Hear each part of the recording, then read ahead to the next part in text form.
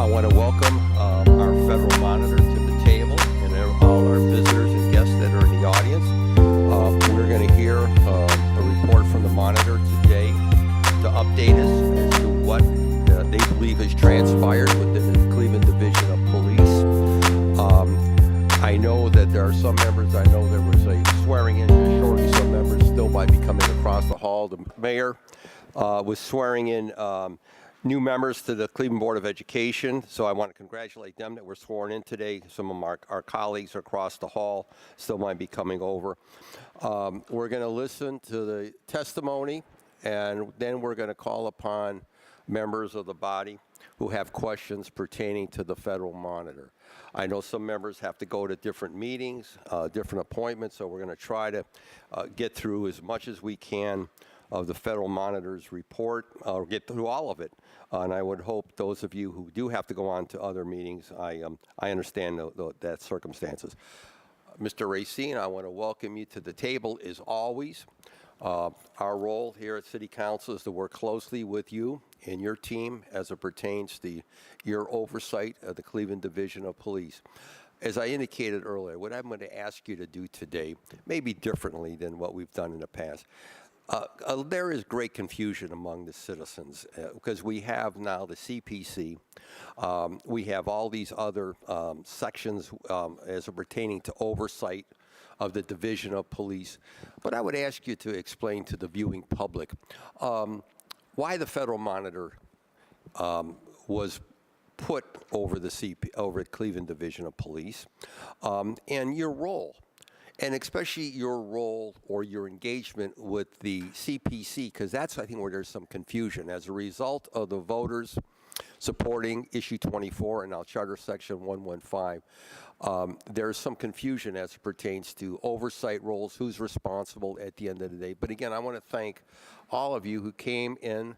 I don't know what the weather was in Washington. I hope it was better there or warmer than here. But again, I welcome you at the table, and introduce yourself, introduce your team.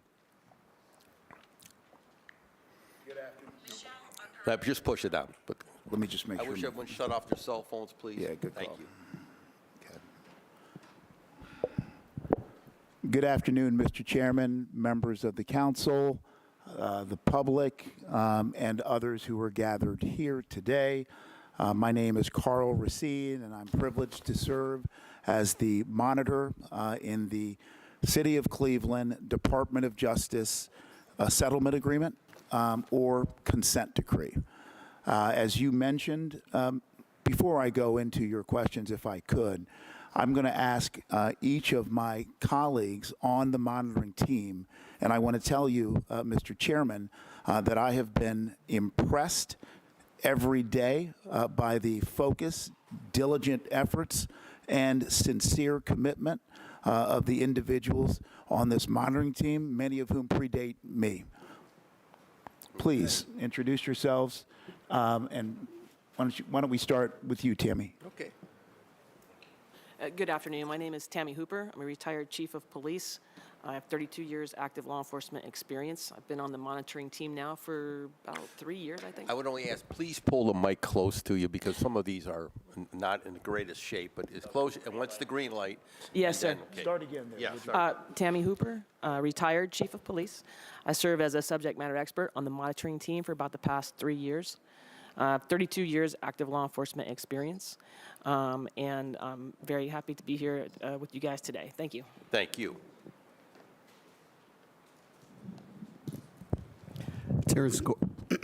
Terrence Gordon, recently retired chief of police. I'm in the Denver metropolitan area.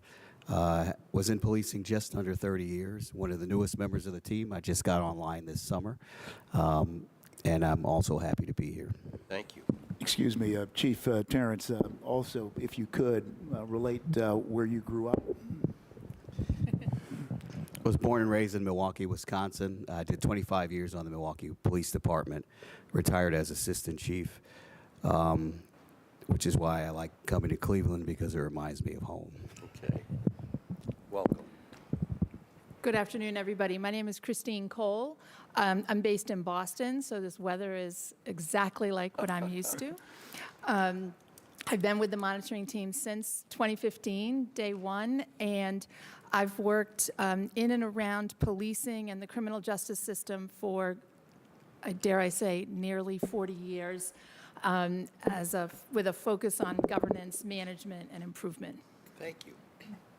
Good afternoon. Thank you so much for having us. My name is Abby Wilhelm. I'm a member of the monitoring team. In function, I am the chief of staff and come from experience being the chief of staff in the District of Columbia Attorney General's office prior to coming here.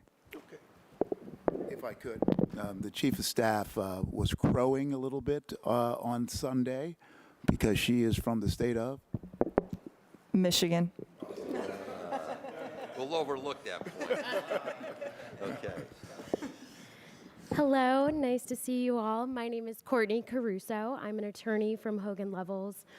I've been on the monitoring team since Monitor Racine was appointed and the Hogan Levels team came on board. I specialize in investigations, white collar and fraud cases, and I'm a trial attorney too. Good. Of note, Ms. Caruso previously worked on the Ferguson consent decree and worked with and has a lot of respect, as we all do, for Dr. Anderson, the lead on PAT. Sorry, what was that again? The lead on who? Sorry about that. The Police Accountability Team. Good afternoon, Victor Ruiz, lifelong Clevelander, and Abby, we have the Cavaliers. So, lifelong Clevelander resident of Ward 17, do majority of my work in Ward 14, and I am on the local engagement team.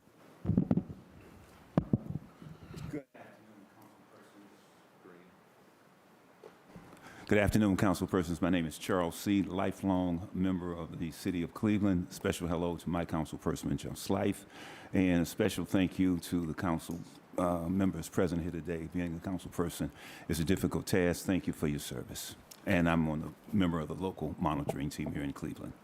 Okay. Well, I would say to your team, don't feel bad, because my son-in-law is from the University of Michigan, so I know what I had to go through on that one, okay? Mr. Racine, the floor is yours. Thank you so much, Mr. Chairman. I do want to highlight, before I get started, the community. Yesterday, we had a community event, and I'd say over 100 people showed. This is my estimate. And the audience consisted of one council member. It consisted of two council members. It also consisted of several police officers. We appreciated their presence. A very, very engaged and active community. The CPC and its membership was there. The Public Accountability Team was also present, as was the Department of Justice. Robust questions were asked. I'm going to get to the point. The theme last night, you might ask, was all about accountability. And there was clear and consistent, I'd say, persistent and clear adamancy about the need for responsible and constitutional policing, oversight, and accountability. Okay, now let's get to your question, which was, please explain what the consent decree is all about and why we're here as a monitoring team. The Department of Justice has the authority to investigate matters concerning civil rights violations or allegations around civil rights violations. The Department of Justice initiated an investigation into the city of Cleveland back in 2004. That investigation concluded with recommendations, but there was no ongoing oversight. As we know, between 2004 and 2014, there were a series of incidents that involved the police and the public of this great city of Cleveland.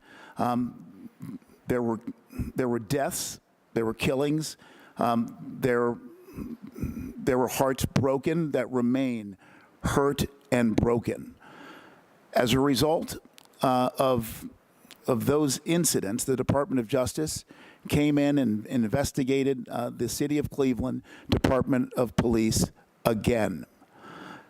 At the conclusion of their investigation, the Department of Justice was prepared to bring suit against the City of Cleveland.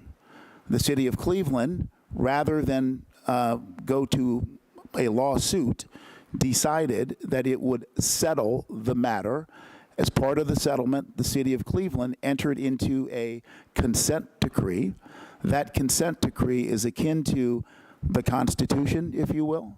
The job of the monitor is to be the court's arm. The federal judge appointed to this matter is the Honorable Judge Solomon Oliver, Jr. So the judge presides over it. We are the arm of the court and report to the judge. The parties are the City of Cleveland, and on the other side of the V, if you will, the Department of Justice. That's how the consent decree works. The consent decree is intricate and comprehensive, divided into a number of paragraphs, nearly 300, and 10 distinct areas. Our job is to assist, collaborate, encourage, cajole, criticize, if appropriate, the city to try to get to the point where it has substantially complied with the consent decree.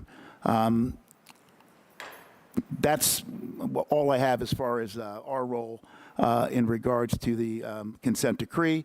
You asked also... Just on that point, so from what date in time in 2015 was the actual, did the monitor actually?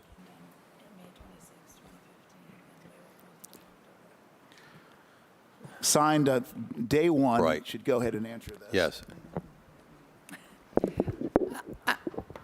My memory is that the consent decree was signed, or the settlement agreement was signed by the parties and the court on May 26th, 2015.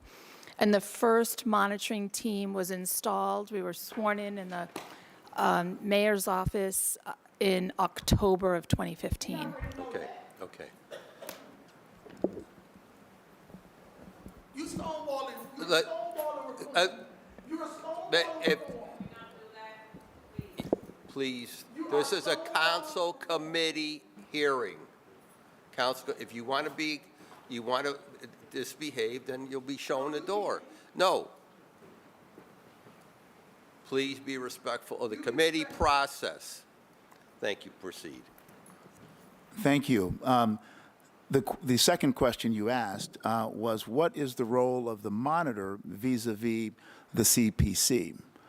As you know better than I, pursuant to a grassroots, citizen-led, and resident-led referendum, the charter was passed, and the charter created a new CPC with extensive powers and responsibilities regarding oversight of the police. To briefly highlight on some of their responsibilities, oversight includes oversight over all police policies, which means that when the police are going to move forward with a revision or a distinct new policy, that policy must go to the CPC for review. Some of those policies, in fact, go from the CPC, most, to the Department of Justice, and then to the monitoring team for review. The CPC also has other oversight powers around promotions, training, you name it. The CPC, as you know, launched just 2 years ago, and so now it's on its third year. It will be on its third year in January. Is that right? Do you, question specific on that, do you have the authority as it pertains to the CPC to overrule them or to? No. Pursuant to the consent decree, our responsibilities are specific and limited, Okay. and that is to assess the CPC's compliance with certain paragraphs of the consent decree. We Okay. do not overrule or have any such powers in that regard. Okay, thank you. Continue. Okay. With your permission, we'd go to our PowerPoint presentation, which we'd be happy to leave if we've not done so already. We start, Mr. Chairman, with the consent decree, paragraph 379. Excuse me for reading it, but here is why we are here today. The monitor will hold public meetings with community stakeholders, including the commission and the city and the Cleveland City Council, to explain the monitor's reports and inform the public about this agreement's implementation process, as well as to hear community perspectives of police interactions. Last night was about the community. Today is about the council and its oversight responsibilities.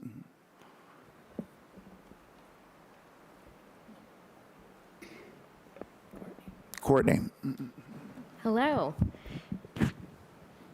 As Monitor Racine noted, there are 400 plus and some change paragraphs that comprise the consent decree. And then there are areas of which dozens of paragraphs might fall into content areas. So we have those 10 areas listed here. We have synthesized those paragraphs into pie charts for you all to get a sense of where they sit on a spectrum of non-compliance to general compliance. So non-compliance, partial compliance, operational compliance, and general compliance is what we're looking at. The monitoring team reports on this in our semi-annual report twice per year, where we update the status of each of these areas and where we make upgrades as necessary to various paragraphs within each of these sections. So you can see certain areas, there's quite a bit of green. You can see use of force and crisis intervention both have quite a bit of green. Those are two areas that are currently under assessment. And by assessment, we mean that we are looking at the provisions, that all of the provisions that fall under that category to assess whether the city is in substantial compliance, which is the terminology the consent decree uses in order to determine that the city may exit the consent decree once it's in substantial compliance. So that's terminology from the consent decree.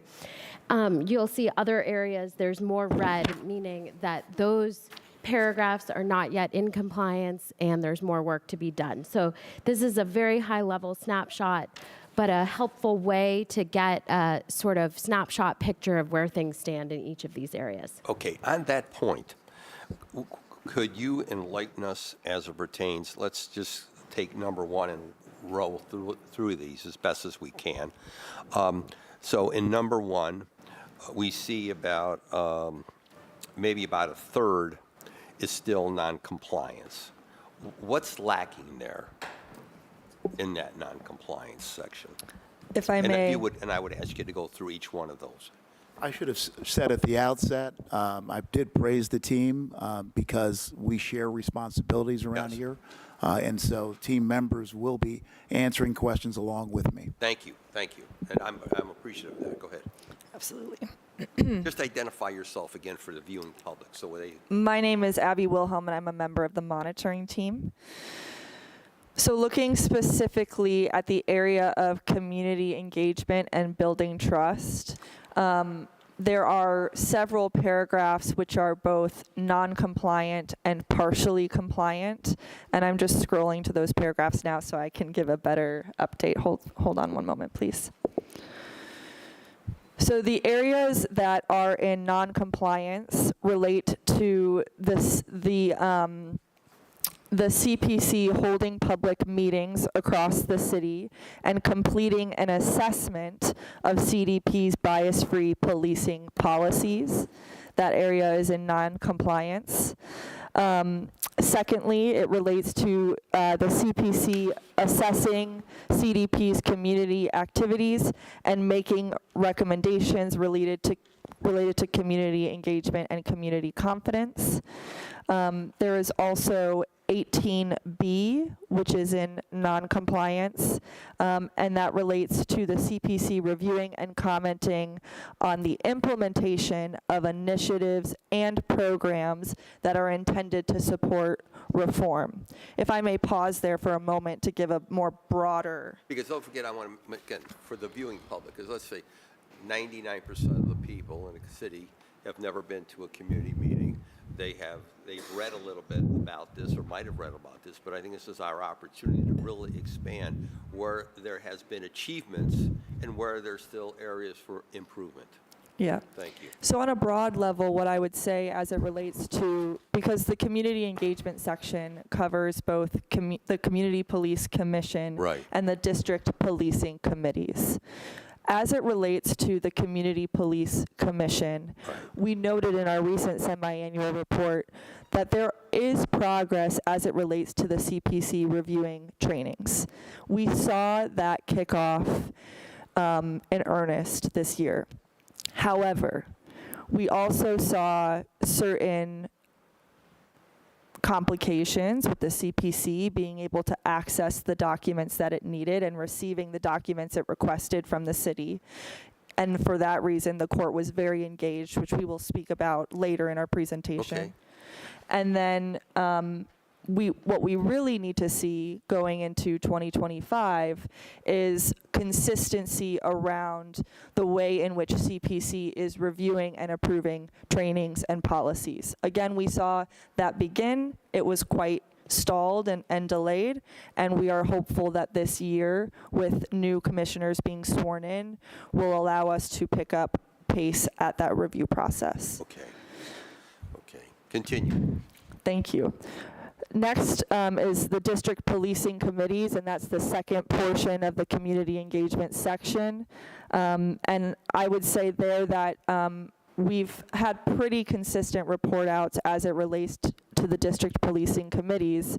And what we really need to see from the city in that area is a broader representation of Cleveland's diverse communities and seeing them engage with the representatives from the district policing committees. That outreach is lacking, that coordination and collaboration is lacking, and that is explained in greater detail in our report. Okay. I hope that's sufficient overview. Well, I attend those meetings like in the 5th District. So are they not advertising them correctly, or they're not, when you say outreach, there needs to be greater outreach? Can you just briefly touch on that? Because I'm sure there are people watching this that attend all of these in their Absolutely. various districts. For that question, I'm going to refer to my colleague who is the one observing these meetings in real time, and that is Okay. Charles C. Okay. Mr. C? Thank you very much. Yes, could you repeat the question, Well, please? I myself attend the 5th District once. And so when we look at across the city for all the 5 districts, is the command staff not reaching out enough to the community to notify the community of these events or to engage the community so there's greater participation? What do you think is lacking? Well, I would say they are reaching out. They're publicizing. Okay. They're publicizing meetings. Haven't gotten the response that we would want. It's an ongoing process. You've got to reach out to segments of the community that don't traditionally attend community meetings. Okay. So I would think that they may want to up their effort in that area a little bit. But the meetings are publicized. Notices are sent out for them to attend, but residents have not responded the way we would hope that they would have responded. Okay. Because I could say the community service unit in the 5th, I can't speak to other sections, but they pass out flyers at all the neighborhood meetings. They encourage people to attend, but you cannot force people to come to a meeting. Correct. And they've tried to move the locations around as well. That's what I'm just wondering, where do we see if there's something internally that needs to be addressed? Then we need to know specifically so when we talk to CPD, we can stress that at the table. Yeah, the Community Relations Department, they've got very good staff people, and they send out those notices on a regular basis. Okay. I would think, though, that there are a lot of community organizations in the community, and I would think that would require a personal contact and some ongoing contact with Okay. those individuals to get them to come to the meetings. Thank you. Thank you. Mr. Chairman, if Yeah. I may just add, you're right, and you know that it takes consistent and catered effort to actually reach out to all aspects of the community. I'll give you an example around young people, particularly, so let's just say under 25 years old. You're going to have to meet them where they are, and a flyer is not going to be enough. Okay, that's important to tell us. Okay, continue. Thank you. Would you like us to go through each section? Yes, I would. Yep, we're going to pass it on. We're going to share that That's responsibility. important. This way, again, the viewing public can understand exactly where there's deficiencies, but you've touched on where there has been improvement. That's something else we need to know. Because I think, as I've said the other day, I think Dr. Anderson and her team have done a good job, have done their best they can to try to really move us in the direction we need to go. So I'll leave it at that and continue. Thank you. Thank you, Mr. Chair. Again, I'm Christine Cole, a member of the monitoring team. I'll speak about area number 2, which Okay. is community and problem-oriented policing, and I'll invite my colleagues Tammy and Terrence to jump in if they see fit. This is an area in which we've seen a lot of activity in the last reporting period. Appointments of CPOP coordinating officers in a couple of districts to pilot this effort that needs to be rolled out division-wide. The Division of Police has accepted technical assistance from the U.S. Department of Justice COPS Office, that's Community-Oriented Policing Services, and through them have had hands-on assistance in addition to assistance that we've provided in order to strengthen the training, strengthen the policy, and come up with a plan to roll out a community problem-oriented policing CPOP effort division-wide. And they should be commended for those activities. They've developed problem-solving awards to incentivize police officers to engage in this problem-solving work or CPOP work.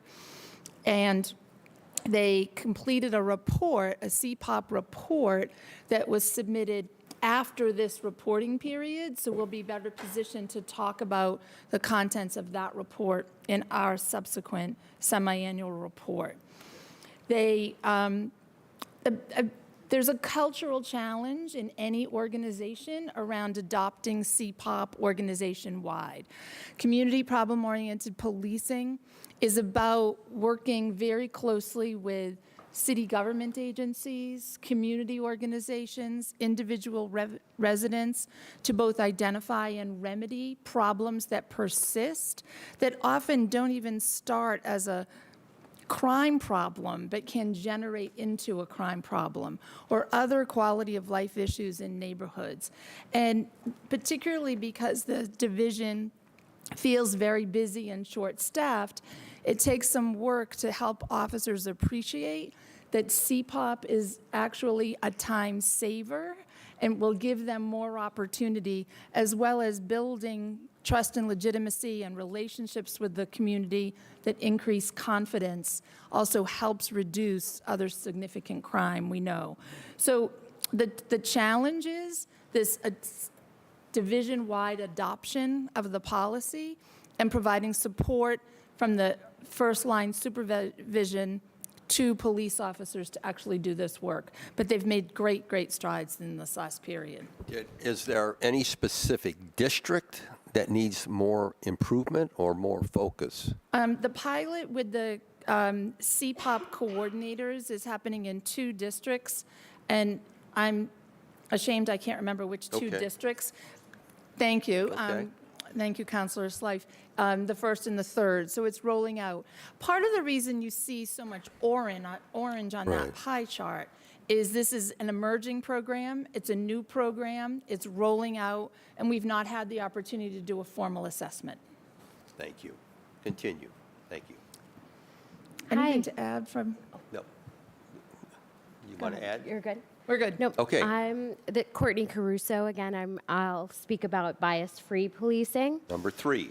So a couple. Wait a minute. You had a point? Mr. Chairman, the distinguished lady stated that that community and problem-oriented policing is new. How new is it? When did we start trying to get into compliance here?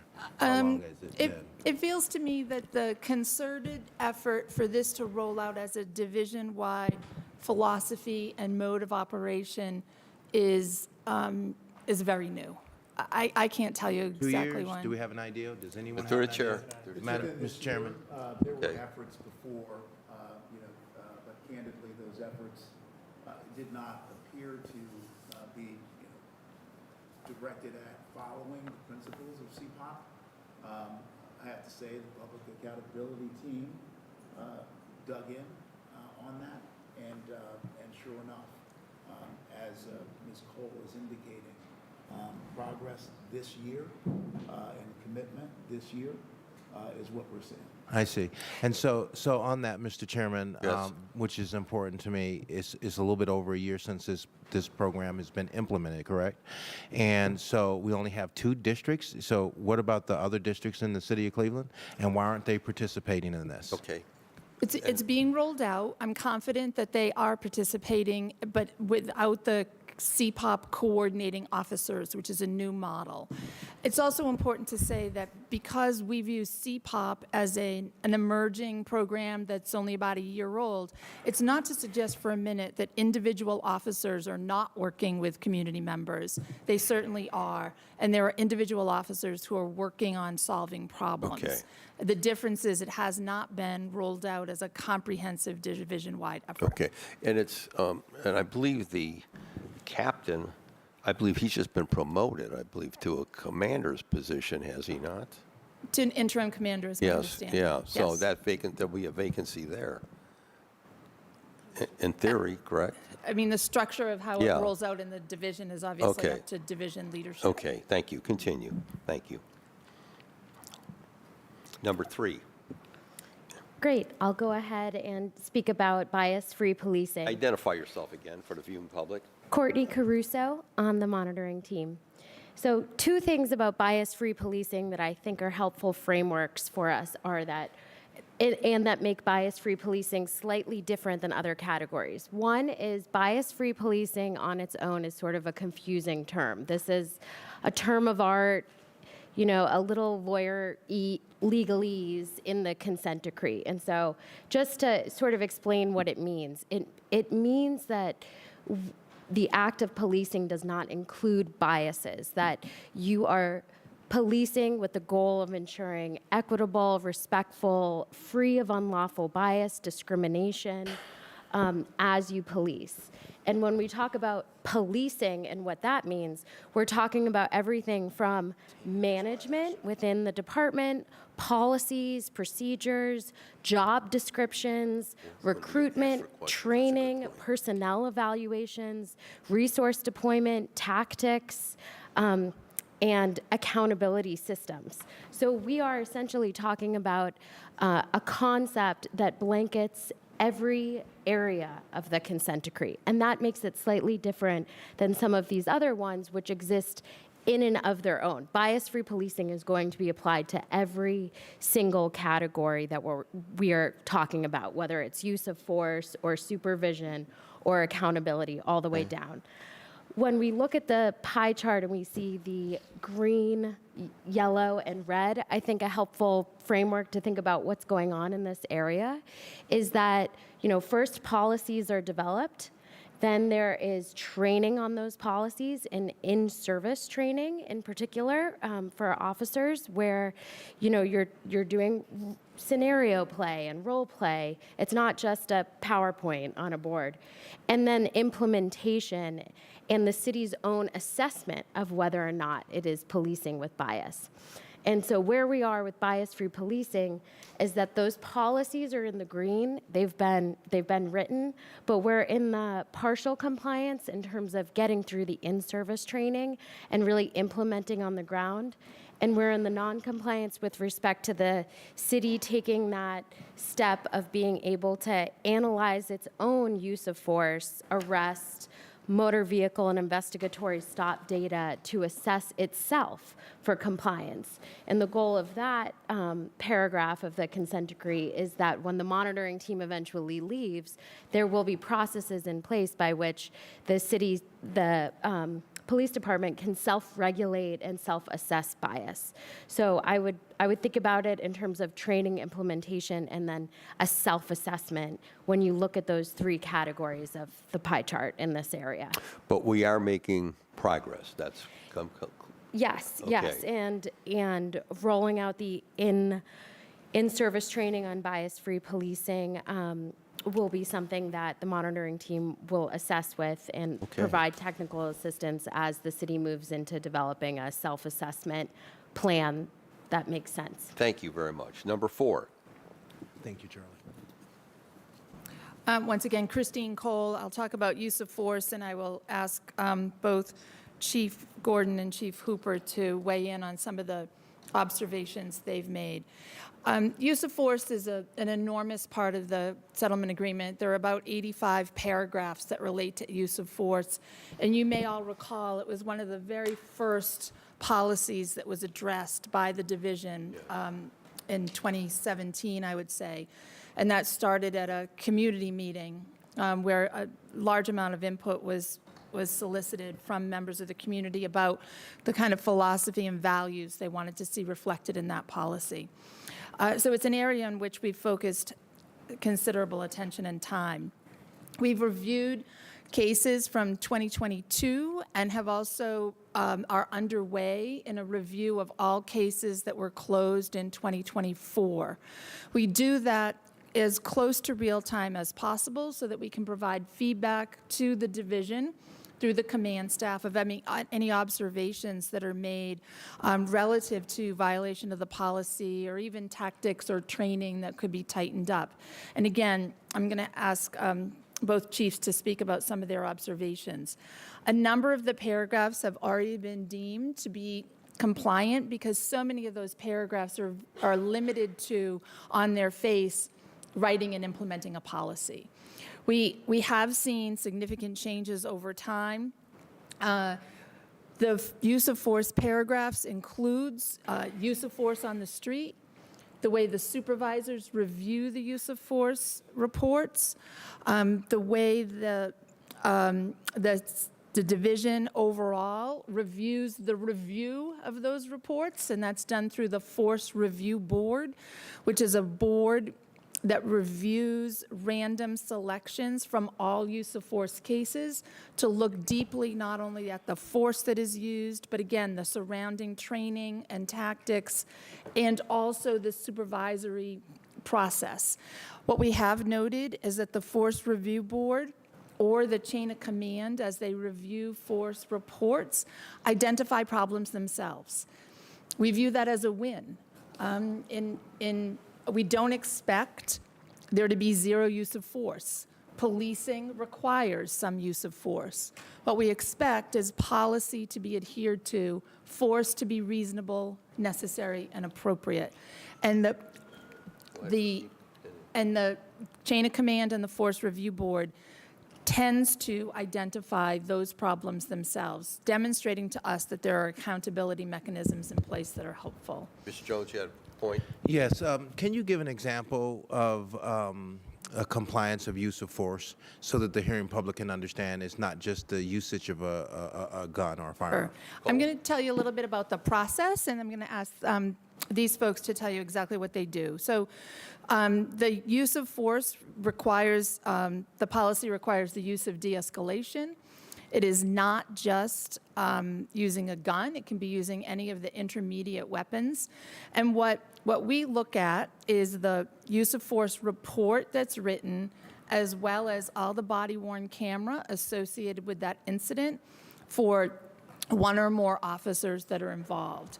And then our reviewers complete a form on each incident so that we can look and see what is what the activities are. I'd ask one of you to talk about more specifically the kind of cases that maybe you see. Okay. Mr. Chair, on I- that point, yes. On that point? because I want to make sure they can Yes, answer Mr. both of the President. same. Yes. Thank you. Is use of force also including unholstering, and does it also include force multipliers? Thank you. Thank you, Mr. President. Identify yourselves again. Tammy Hooper with the monitoring team. So when we look at them, so the reportable uses of force that are required for officers to complete what they call is this use of force or blue team report does include firearm points. So if you unholster a firearm and you actually point at a person, you have to make the report on that, and we do assess that. The other things could be as simple as a control hold, takedown. Officers are required to complete use of force reports for just about any time they put their hands on someone, other than if it's just a very minimal, put your hands behind your back or putting you in handcuffs. Right.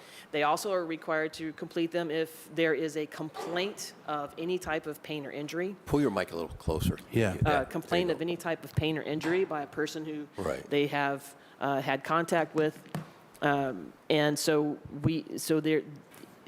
they make police reports or use of force reports on just about any type of contact that they have with people that's above simply just handcuffing them.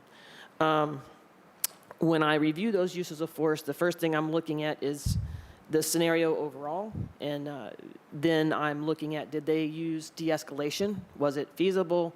A huge part of the policy that we're looking at is the de-escalation and whether or not officers are appropriately attempting to de-escalate situations when they're able to do so. We then look at the force itself under the circumstances and whether or not it was reasonable, proportional, and necessary under the circumstances. We then ensure that the supervisors did a proper investigation of those uses of force when they're reported to them.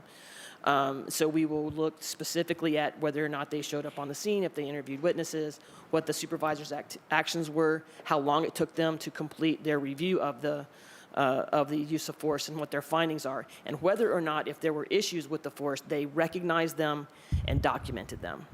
And then took whatever appropriate action was needed in the circumstance. And then following that, we would look at the command review and approval of it to ensure that that was appropriate as well. We also then assess whether or not there are training issues with the scenario itself. If officers, even if it's outside of the use of force itself, sometimes officers will do things tactically where maybe they need a little more training. We will note that as well. And follow up with that. So that would be with every single use of force that we review. If we get to higher level uses of force, where it would require the calling out of their force investigation team, what they call a level 3 use of force, we ensure that those are properly handled, that the force investigation team does their investigations properly, and we review the entire investigation, and as well as the approval process through supervisors and commanders up to the chief. So How do you spell your last name? Hooper, H-O-O-P-E-R. Okay. Okay. Good stuff. Anyone want to add? Identify yourself for the public. Thank you. This mic is high. Terrence Gordon on the monitoring team.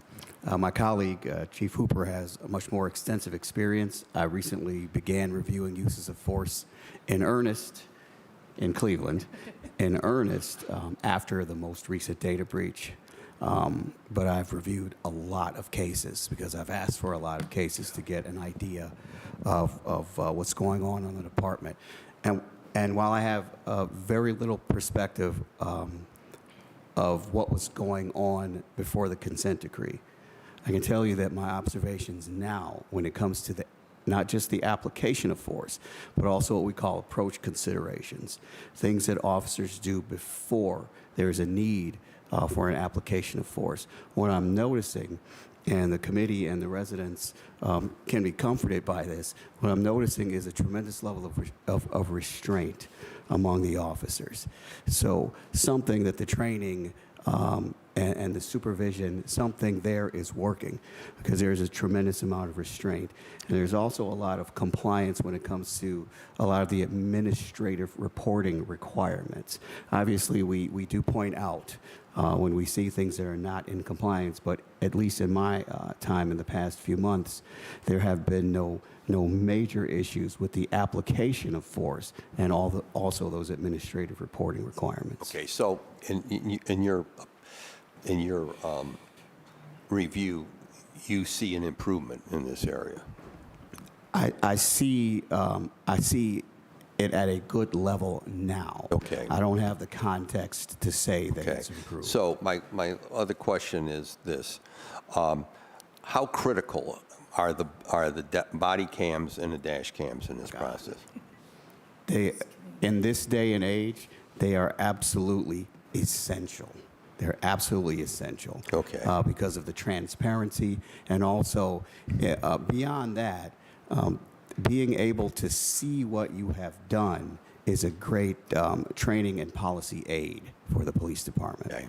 Because I personally, because I'm the one that advocated for the body cams for a very, very long period of time, and I took some grief over that by some former leadership within CPD, both in the union and in CPD, that they felt they did not need the body cams.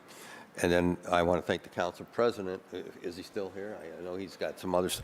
I want to thank him for the support as well, because we've advocated for the dash cams as well. And so I want to thank him for really getting behind that effort as well.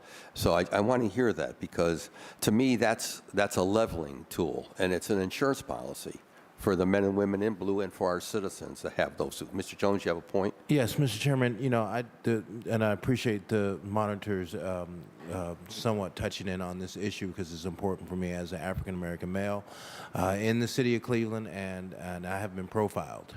And there's been several times I've been turned, the police have followed me, and I've had issues.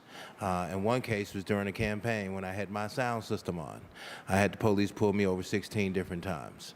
And so the issue for me when I ask about the use of force and you tell me that we're in operational compliance, what's important for me to know is what is the police doing to get into that compliance? What are they fundamentally doing? What kind of training they're going through? Because one of the things that's really important is there's consistency after this is over with. So the issue is letting the public know what needs to be done and what is that makes our police force in compliance. And then lastly, at some point, if someone can answer where we are percentage-wise from where we were all the way back then to now, where are we at in that percentage? Thank you. Who would care to comment on that? And then we're going to move on to number 5. So, Tammy Hooper from the monitoring team. I would say that in the time that I've been doing these reviews, I've seen significant improvement, particularly in the area of not specifically de-escalation so much as how officers are talking to people. It doesn't mean they're always perfect, but there has been substantial improvement in ensuring that people are treated in a respectful way, regardless of the situation that's going on, that officers are patient before they apply force, and that it's absolutely necessary when they do. And so I have personally observed and watched hours and hours and hours of body cam video where we see that improvement has occurred.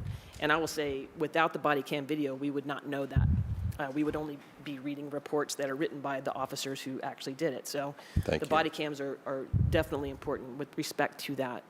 I know that we do review the training lesson plans for officers that they do every year for different types of weapons training, firearms, aspetons, OC spray, whatever they're using, tasers, And use of force training. and just general training on the policy of use of force and reminding the officers what the policy is. So I think, from that perspective, they are getting a lot of training. The policies are approved and compliant, and I think, as Chief said, we're in a good place. Okay, number 5. Mr. Chairman, Yep. Before we get to number Sure. 5, I think something should be emphasized Yes. around use of force, and that is Chief Todd. Chief Todd is on it when it comes to use of force.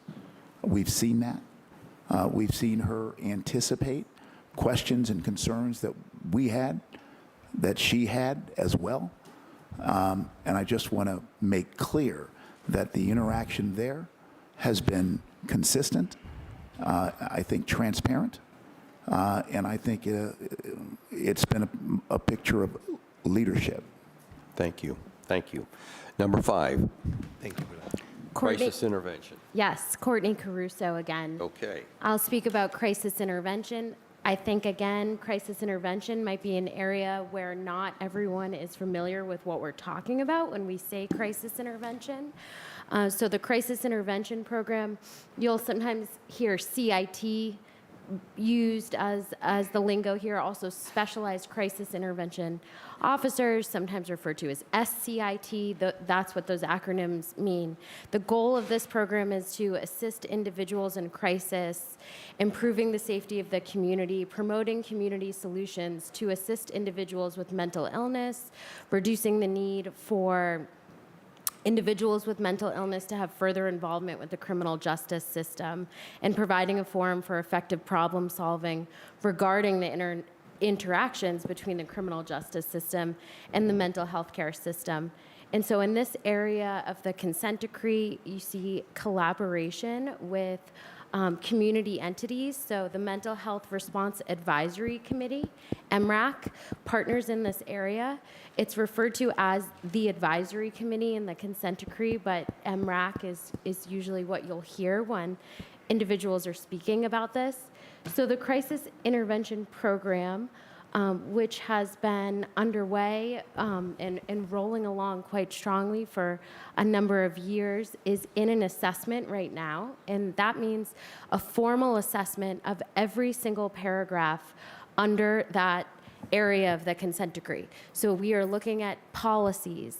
We are looking at the way particular officers were selected to become SCIT or specialized crisis intervention officers. We're looking at the way individuals assist and respond appropriately to individuals in crisis, how they conduct a field evaluation, how they promote community solutions to assist individuals, how they de-escalate crises and reduce unnecessary use of force. And this is done through looking at both documents, records, training materials, applications for the specialized crisis officer position. It's also done through looking at body-worn camera footage, reports that the police officers complete after an incident, and we pull specific cases that are likely to involve a crisis incident. So there are CAD or there are calls that can be made that it can be identified as crisis, but in addition to that, we pull anything labeled suicide threats, suicide in progress, mental nonviolent and mental violent. Those are call types that we pull, and we sample all of those as part of this assessment.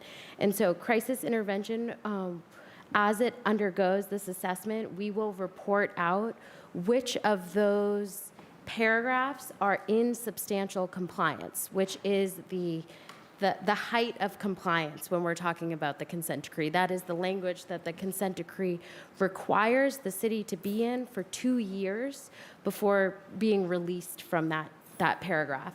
So we are in the midst of that, and we will work on that throughout the rest of this year and into Q1 and be able to report on that area and where we do expect there to be some provisions in substantial compliance.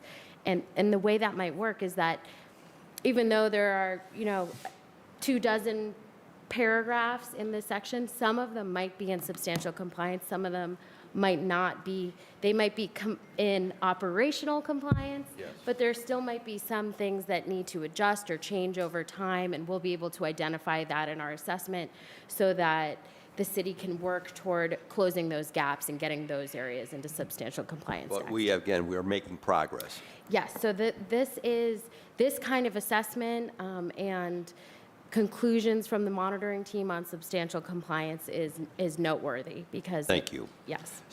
Number 6, search and seizure. Who has that one? Would like to comment? Mr. Chairman, I'll comment briefly on search and seizure.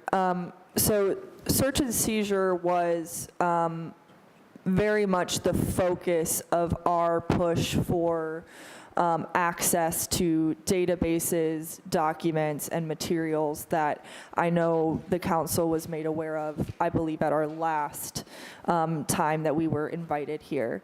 As a result of our regaining that access, our assessment is now able to start. We had intended it to start a lot earlier. The initial pilot review began in October, and assuming that pilot review can be done within the next couple months, we would be then beginning our search and seizure assessment in earnest in early 2025. Mr. Chairman. Yes, Mr. Jones. Mr. Chairman, on this issue of search and seizure, and I'm looking at the chart here, Yes. and it has very little compliance on it, and it sounds like the distinguished lady was saying that the reason they're having problems is because you don't have the records. We now have the access to databases, documents, and materials that we need, but there was a period of time where access was denied to the monitoring team from roughly December of 2023 to March of 2024. There was also our access was impacted due to the cyber incident that had occurred in the city of Cleveland. And so those issues compounding delayed what we had hoped would be an earlier start of the search and seizure assessment. Was You might that also remember that those issues related to legal positions taken by the law department that needed to be litigated and was resolved by Judge Solomon Oliver. That's what turned the spigot on in regards to our getting data, materials, and databases. Did that have something to do with Marcy's Law? No. No. No, nothing to do with that at all. I actually observed that hearing Yeah. that you That I had, presided yes. over with Yeah. respect to Marcy's Law. You all had other issues that you were pointing out Right. with regard to your access Yeah. to certain materials, and there were some interesting arguments made. Because that's still an ongoing issue with us, but nonetheless, I just wanted to make sure that you were not caught up in that as well. Okay, let's continue. Accountability.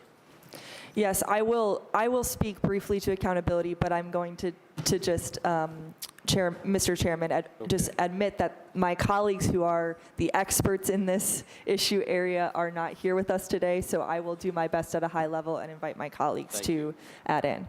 So when we talk about accountability in the consent decree, it's mainly focused on a few different areas. Internal affairs, which is internally discovered incidents of misconduct, and then OPS and CPRB, which deal with civilian complaints around police misconduct.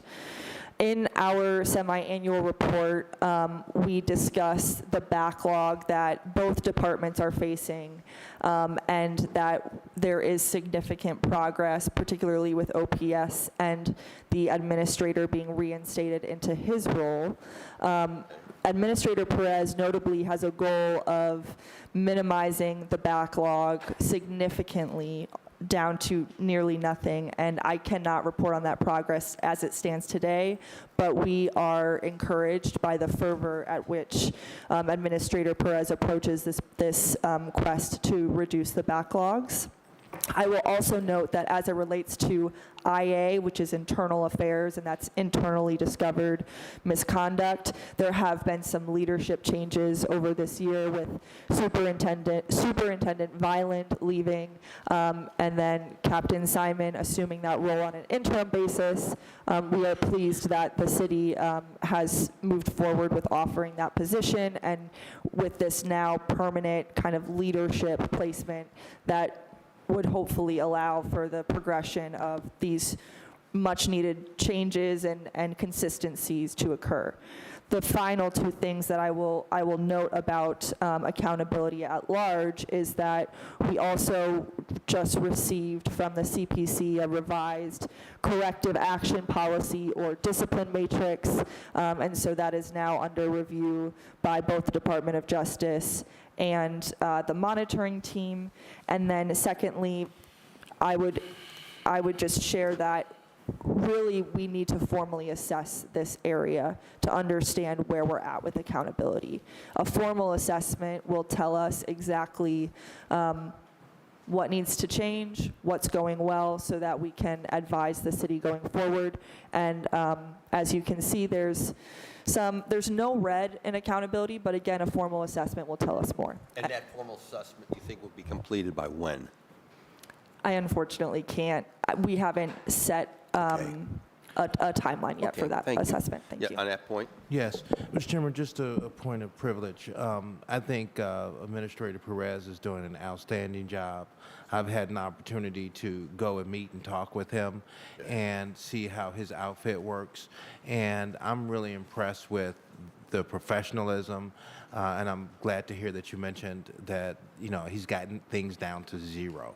Which there has always been issues there in the department that he inherited, and to see that he has diligently and have professionally worked so hard to get where he's at is good. It's a good piece to know that you were recognizing that as well. Thank you. And Mr. Chairman, I'm so sorry. May I? I Yeah, just go want to say, I've asked Mr. Perez to meet with all members of the body. I had the opportunity to sit down with him, and I was impressed by his presentation and that of his staff. I've encouraged him to sit down with all 17 members, or all, you know, that's important to me. Thank you, Mr. Chairman, for that.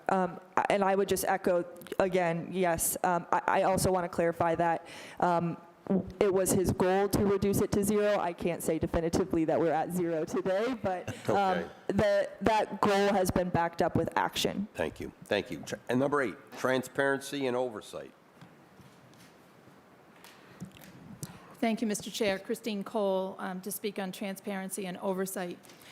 About a third, there are two categories in this area. One is the Inspector General position, and the other is about data and transparency.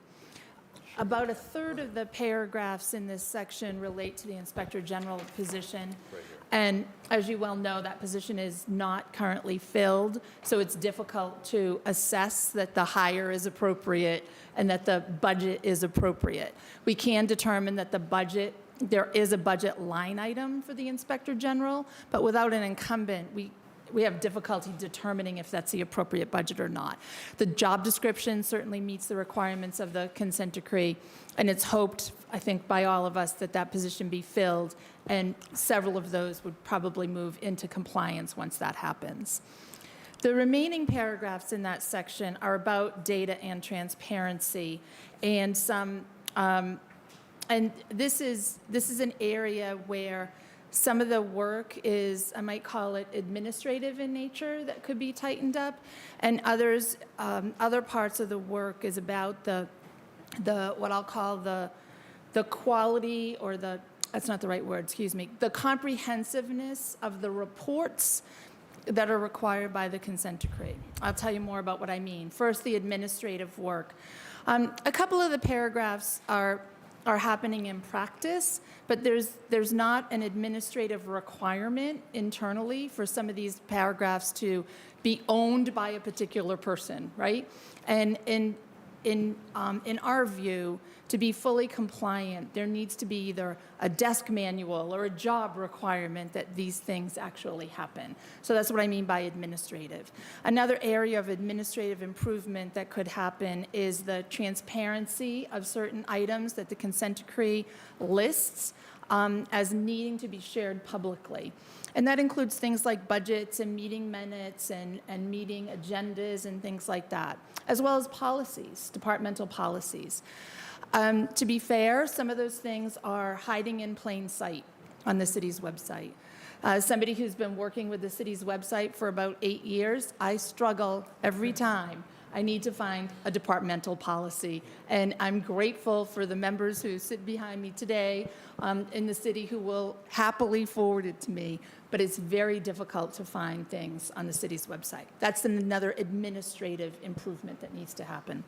And then finally, as I mentioned, the comprehensiveness of some reports. The city has been open to our suggestions on how to use the data differently to, what I say, tell a story to both the public and the members of the Division of Police about what these data mean.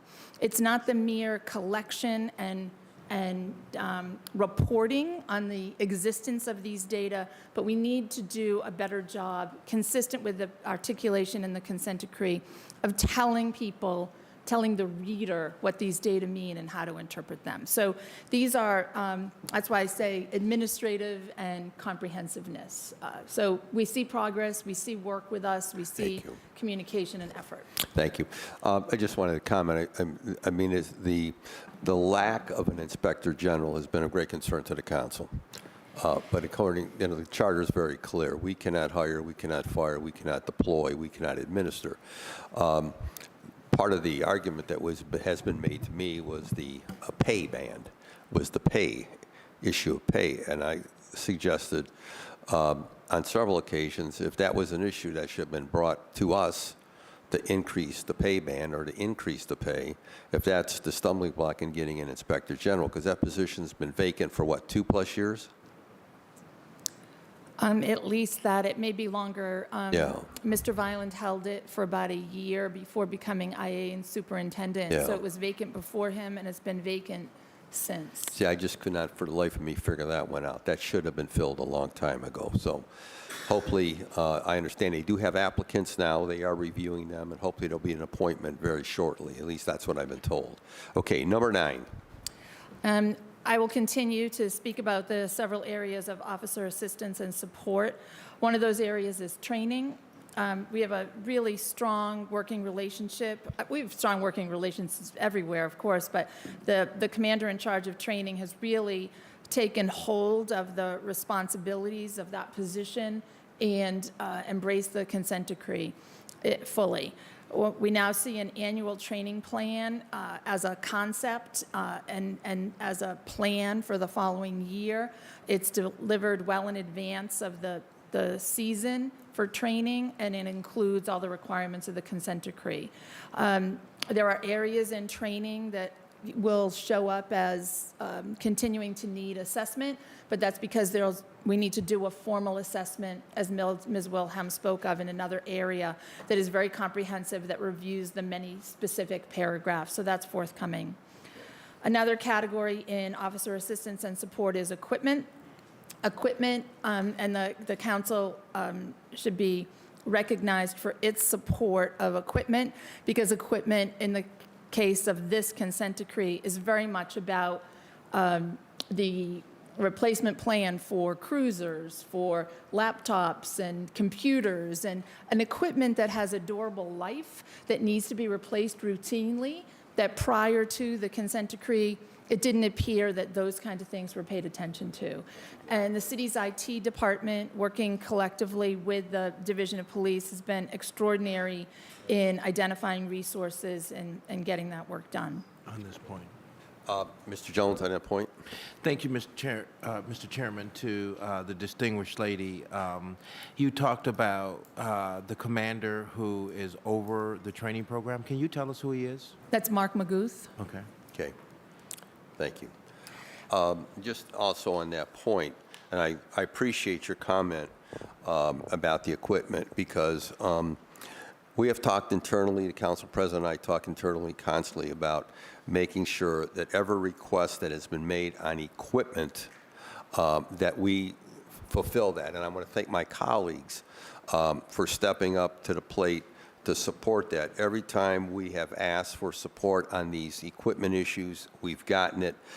I will tell you, though, that all of us at the table are greatly concerned about the overall condition of the 4 district facilities. We're not happy with the condition of those, and that's something we're going to continue to stress, because when we talk about working conditions and working environment, We have one district, the third, which is new, relatively new, but the other districts are in deplorable condition. And when you talk about morale, when you don't have heat at times, or you don't have air conditioning at times, and you have poor working conditions, that affects the folks that are working in the street. So that's something we're going to continue to stress to the administration, the need to address the conditions of the district houses. Right. Okay. Mr. Chairman. Yes, on that point, Mr. Jones. Mr. Chairman, still on the point of Mark McGuth, who's the commander, is doing the training. One of the things that's really important to me that I saw as a issue coming into council was the fact that we don't have a line item for budgeted for training. And it's something that I talked about for years, that training is significant, it's important. We must have an idea of how much it costs for that, and make sure that we have a line item that is filled in for training, for the proposition of making sure that we have a world-class police department. Because what we found when we did our research earlier on the particular issue, the best police forces that are in operation are those police forces that have great training programs for their police officers. They're well-trained, and they really handle a number of these issues that we're talking about right here, only due to the fact that they got a really great training systems in place. Thank you, Councilman. Okay, number 10. There are a couple more areas. Oh, go Is ahead. that all right? Yes. If I continue? Yeah. To your point about training, facilities matter too. And both the morale that you spoke of, Mr. Chair, and you, Mr. Vice Chair, about the training, the conditions of the facilities and the equipment flow right into the next section of officer assistance and support, which is recruitment and retention. There have been great efforts made. The creativity that the city has shown to have the weekend events, recruitment events that really streamline and condense the process, I think is going to be very valuable. Their most recent class started with 52 people in it, and that's one of the biggest classes that I remember in the last 8 years. So great progress there. Performance and promotions is another area in this section, or another section in this area of officer assistance and support. And this is an area where substantial work needs to happen. There's been relatively little effort to address this section to have it comply with the consent decree. We're ready to support the city but we can't force that, right? So this is an area where we need to get their attention. I think that's it in officer assistance and support. Oh, I'm sorry, one last bit was employee assistance. A strong health and wellness program is, of course, connected to morale, retention, and that was, it seems to have been stalled in recent years after some initial efforts. So this is an area where we'd like to see greater movement because it would help, pardon me, the members of the division. On the point. Which point, Mr.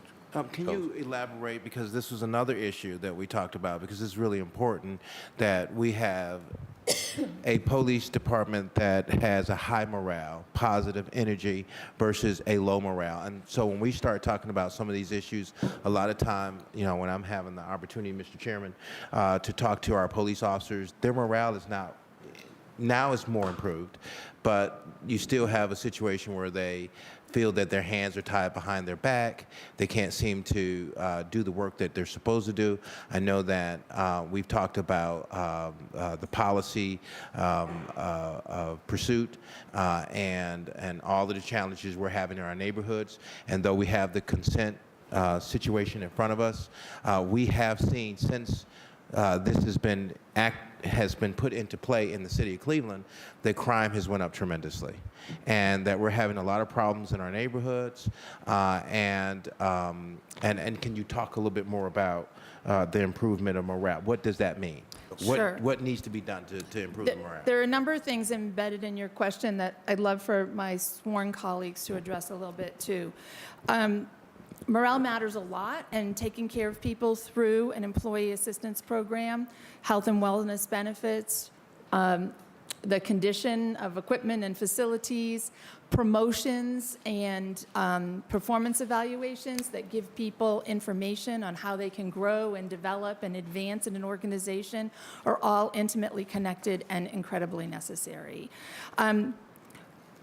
Certainly, it's the perception that, the belief that you can have safety and constitutional policing at the same time. And I think when you're speaking about crime is up in your neighborhoods, Vice Chair, I think we might be we might be talking about the difference between perceptions of crime and safety versus reported crime.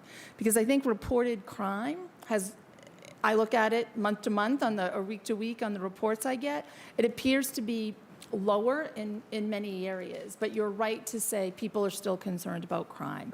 Very. And that really is why the connection with the community is so important, and this sharing of the story and of the data that we spoke about earlier really matters, so that people feel trust and confidence in being able to recognize that the police will be helpful, they can be helpful, and that they do make a difference. I don't know if either of you want to talk about morale or the nexus there to safety. Ms. Hooper and Mr. Gordon? Yeah, Tammy Hooper from the monitoring team. I would add an important point of the coexistence of constitutional policing and safety. But Pull also, the mic in front of you. Yes, More sir. so. Also the... Yeah, You gotta use your outside voice. I got to use my open the door voice. right. So that those things can coexist, but sometimes in terms of officer perception, what I would suggest is a factor there is leadership messaging to officers about what the expectations are, and also about, no one's telling officers they shouldn't go out and, deal with crime in the neighborhoods. They should, that's their job. And a lot of the things we're talking about here, CPOP and other types of things, that training and all of that come into play. But ultimately, the messaging to officers is that we expect you to do your job, but we expect you to do it in a constitutional way that's consistent not just with the consent decree, but within how the community expects you to police them. And so I just wanted to add that, the leadership messaging is a big piece of officer morale.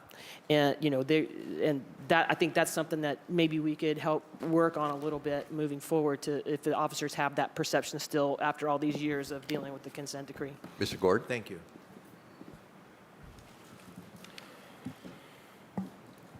Chairman, if I can. Yes.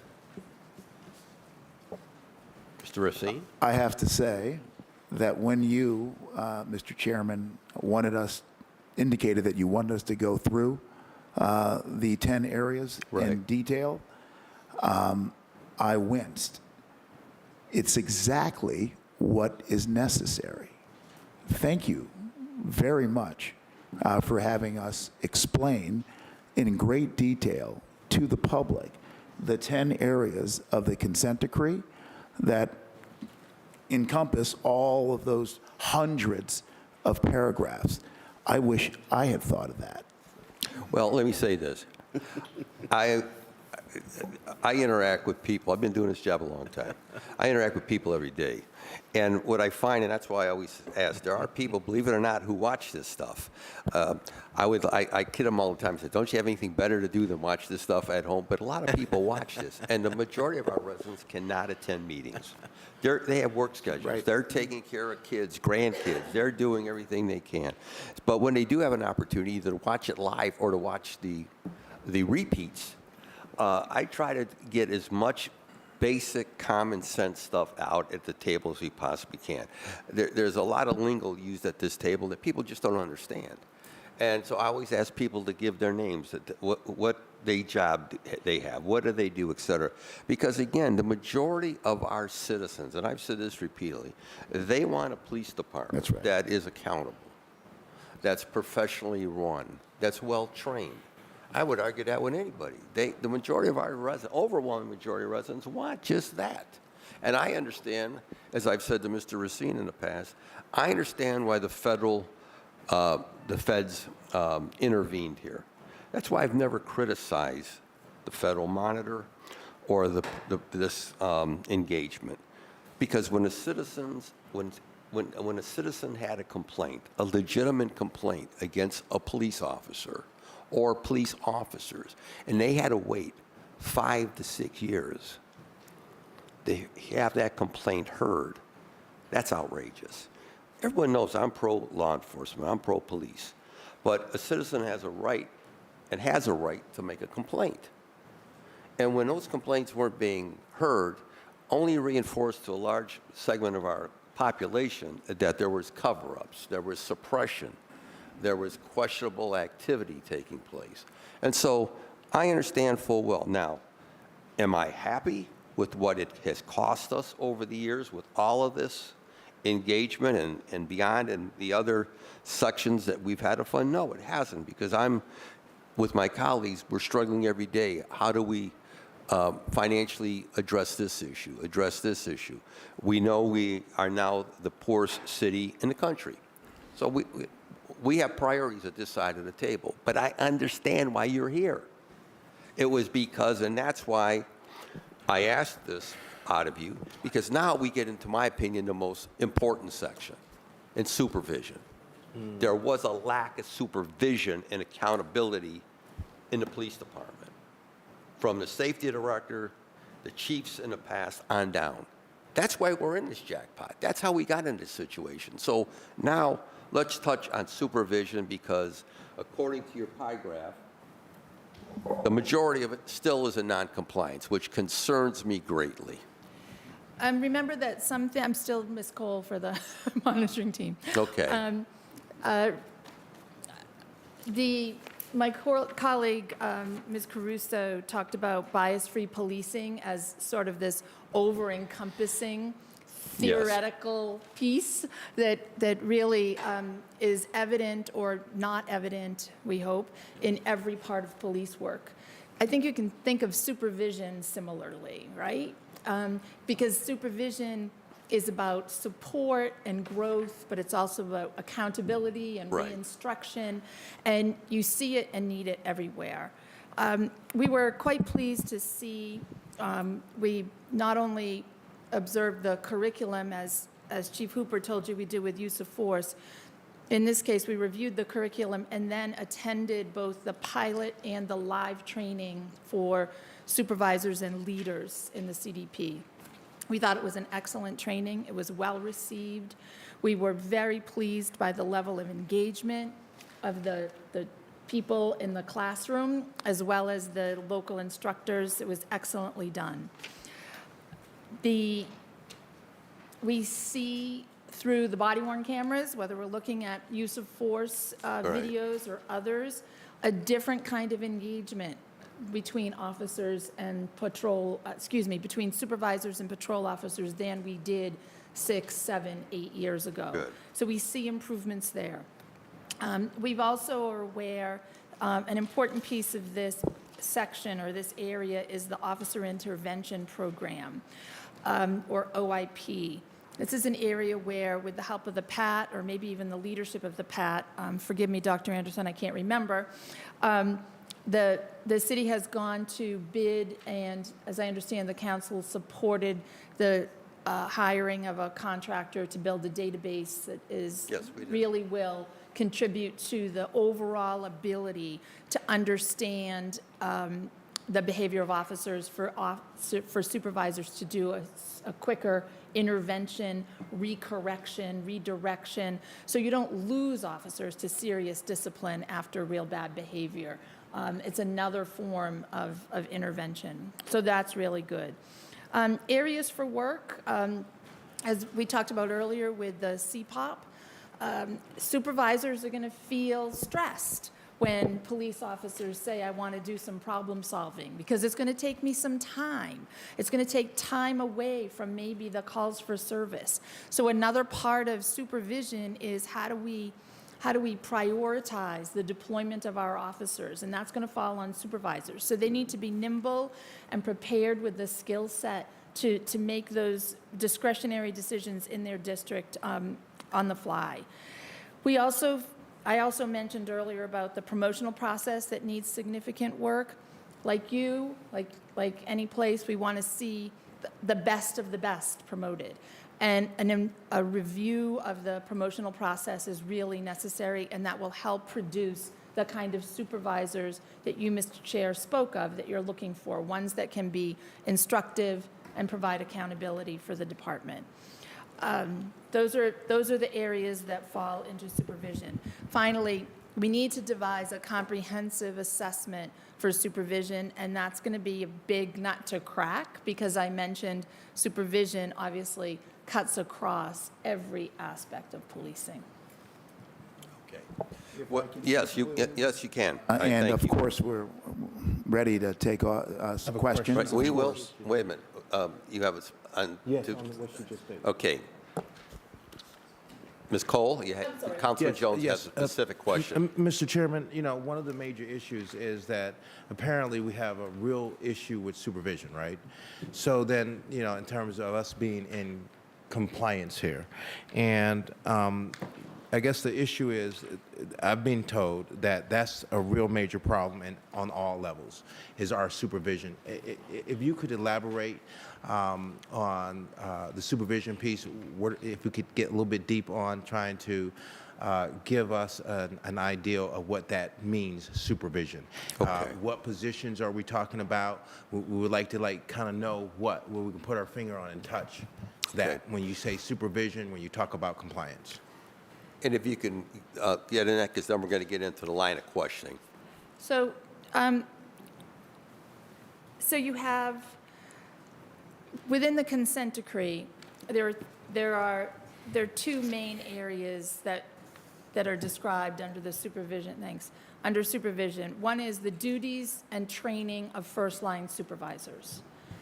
Many police executives would say it's the most important part of a police department, right? Because your supervisors set the culture, they set the tone, they set expectations, Right. they intervene before you go astray, they call you back if you did go astray, and they need to be in place to be accountable. So, yes, Just sir. pause, just Mr. Chairman, to Mrs. Cole. I want you to come, because this is so super important here, right? So can you give us an idea of how many supervisors are on the front line, and you can continue if you know that? I apologize, I don't have that No, she number wouldn't at my have that command. figure. Okay. Okay. Hey, can we find out, Mr. Chairman, Wait, and get that? We'd 'cause have what to she- ask that through CPD. Right, so and that's fine. Okay. But if we can have our staff Right, we'll get ask that that. information, because this is really important on setting the culture for the police department, is probably the most critical piece. And Mr. Chairman, it moves through all of what we're talking about here today. Well, that's what we So mentioned. it's sort of a national standard or practice, I look to my colleagues here to interrupt, would be an average ratio of 1 supervisor to every 7 to 12 officers.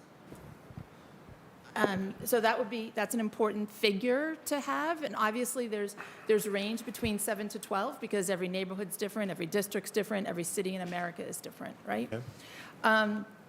So the supervisors are involved in, I should have you guys explain this, not me. Mr. Gordon? These guys are cops. It's encouraging that the committee members have decided to focus so much on supervision because supervision, and I'm not talking about command, supervision is the key to everything. It is the key to everything. Yeah. Frontline supervisors and middle You managers have to tell me, I translate know. strategy and command into directions and tactics for officers and other members who are serving the community.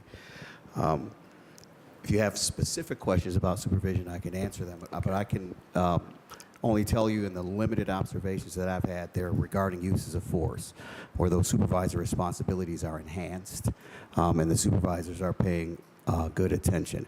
There's a difference between supervision and leadership. Supervision is the processes, it's functions, it's making sure the trains run on time. And leadership is where you get that influence and direction. If your target is supervision, you must first start with command. because supervisors will do what is expected of them by their command staff. Right. And if you have a dedicated, tuned in, focused command staff, those expectations will then trickle down to supervisors. Okay. And I appreciate that. And let me just say this again, through my experience here, what you just outlined, you could utilize in every department, every division here. It's supervision and command of every department and division. I can show you departments that I think are responding and get it, and then I can show you other departments and divisions that I don't believe do get it because there's a lack of supervision. So it goes from, it flows and it morphs from one department, one division after another. When we look at the overall supervision and command staff, one of the things I will tell you, and I'll state it right at this table, that concerns me, is the number of command staff in key positions who no longer live in the city. That concerns me greatly. I live in the city. I've lived in the city all my life. And there was a time when we had the residency law, and I know because I co-sponsored it, and I was one of the people sued in federal court over it. But I saw, in my opinion, I saw a difference because when you're living in a neighborhood and you're dealing with issues and you're seeing it and you're hearing it, you take a different approach. And now when I go and I look at where most of the command staff, commanders, key people within the Division of Police, I was just told that the majority no longer live in the city of Cleveland. That I find troubling. That I find troubling. But we can't, those of us in this body, because we don't supervise, we don't hire, we don't fire, we don't administer by law. But I would hope that as we go forward and we look at appointing key positions within a division of police, that someone who lives in the city, that should be a major factor besides all the other indicators. That should be a major factor, but I'll leave it at that. And I want to get in, I want to open up for questions. Yes, Mr. yes, Chairman, and we're going into questions. Mr. Chairman, I just, Yeah. Mrs. Cole, I don't want to interrupt because I think this is critical here. Mrs. Cole's presentation talked about two issues. She shared the one that duties and trainings, the supervisors, that's the front line, and then you were going to do part two. So I do want to know what part two is, and I because I we can be know very that, brief. listen, this is the most critical piece here, Councilman Jones, Mr. good, Chairman. So, Ms. Cole, if you could elaborate, because that's why we're here, Sure. and this is important Well, to then me let me- because I understand this, Mr. Chairman, and I'm not going to ask any questions. No, but, okay. I'm not going to ask any questions. I'm just on this point here, if Ms. Cole can move forward. The second area that, so there's a Part A, which is what you've identified, duties, training, and first-line supervisors, and Part B is the officer intervention program. So that's what I already spoke about. You all authorized the contract for, I think it's Benchmark Analytics, to develop this OIP dashboard. Officer, what again? Intervention program. Okay, thank you. Okay, we're going to start with line of questions. Mr. Chairman? Yes. If I could, I was Yes. going to wrap up the presentation. And first of all, I want to thank you and your team for coming well prepared at the table. I appreciate that greatly because, as I said to you both at this table and privately, we're here to work with you. We're not in any confrontational situation with us. We're here to work with you. So we want transparency at the table. We want frankness and openness. We all want to hear good news.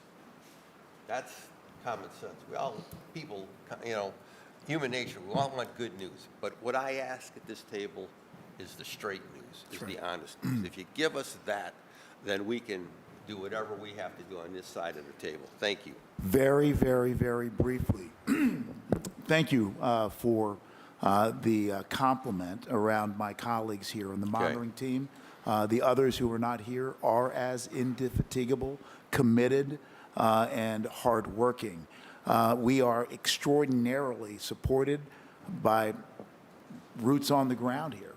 Mr. C., Mr. Ruiz, and Mr. Dunn, who's not here, keep us as non-Clevelanders connected in a way that I think is helpful. Okay. Do I wish the monitor were from Cleveland? Yes, if you ask me that. Maybe that should be what happens down the road. Okay. Okay. A couple points. Go ahead. what we've been looking at is unbelievably comprehensive. It is the roadmap to a culture change. That's hard work, necessary on the part of CPD. It's hard work, necessary on the part of the city of Cleveland. I'm talking about the executive now.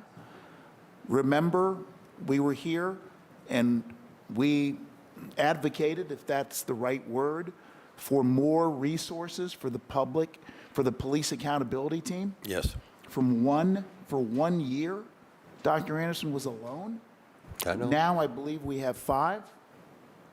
And I would ask Dr. Anderson to stand with your team if they're here. And I want to personally thank, as I've said on the floor, council. I want to thank Dr. Anderson for her role and her engagement, not only with me, but with other members of council and the job that she's done. I appreciate that. Thank you, Dr. Anderson. Now Thank we you. have 5. Incredibly important. The CPC, just as PAT was under-resourced, the CPC is under-resourced in critical ways. In order to give that agency a chance of being successful, I urge, Mr. Chairman, this committee to dig in, meet with the CPC, and have them identify for you what they need. We know that the best way to ensure failure is to not fund it. Back to money for one last point. We've heard a lot occasionally about the monitor's hourly rate. Yes. The hourly rate is $750. The city agreed to that. We competed for the work. The city had a choice to go elsewhere. We also give a 20% discount. Pardon? Hogan Lovells. What is it? Our firm. The law Our law firm. firm, Hogan Lovells. Okay. Let me just say to you, many of us are former public servants like you. Even public servants get paid. Right now, the monitoring team is owed $286,000 by the city. Now, I have to say this. Met with the mayor yesterday, a very good meeting. The mayor indicated that he would see to it that owed amounts would be paid. Say that amount again. It's first time hearing. $286,000. What's more, our law firm, Hogan Lovells, we also pay the non-Hogan Lovell team out of our own money until we get reimbursed. I'm thankful to my colleagues for allowing us to do this important job while running in the deep red. That is not going to be able to go on much longer, and I'm serious about that. But was the mayor aware that you were owed that?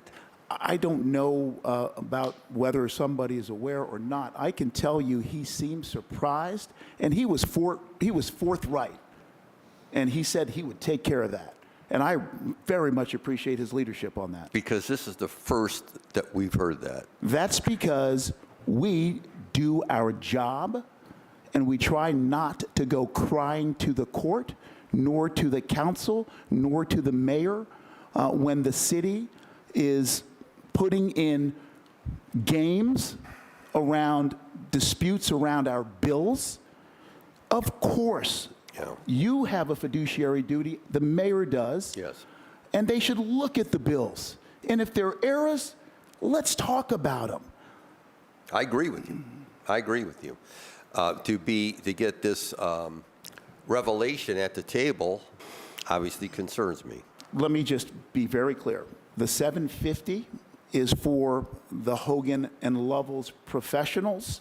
It's a little uncomfortable The non-Hogan Levels professionals who are extraordinarily, as you've seen, Yes. valuable, they're paid at $250, plus the discount gets it down to $230. Okay. Okay? Thank you. And I might ask you to supply that information to me Absolutely. in writing, so there's no confusion here at the table when we talk, because I plan on talking to the law director, what's transpired here. Okay, we're going to jump into questions. First of all, I want to thank, I know my colleagues, there's a lot of things going on today. I want to thank my colleagues for sticking around, because I know that some have had to cancel meetings, other engagements. I'm going to give everybody out of the gate 10 minutes of the members. Councilman Jones, you indicated you don't need any time? Well, if you may allow Oh, me. well, okay, yeah, right, okay. Okay, boy, that was a fast one there, okay.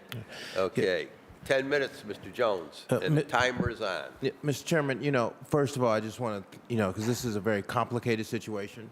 It's not easy.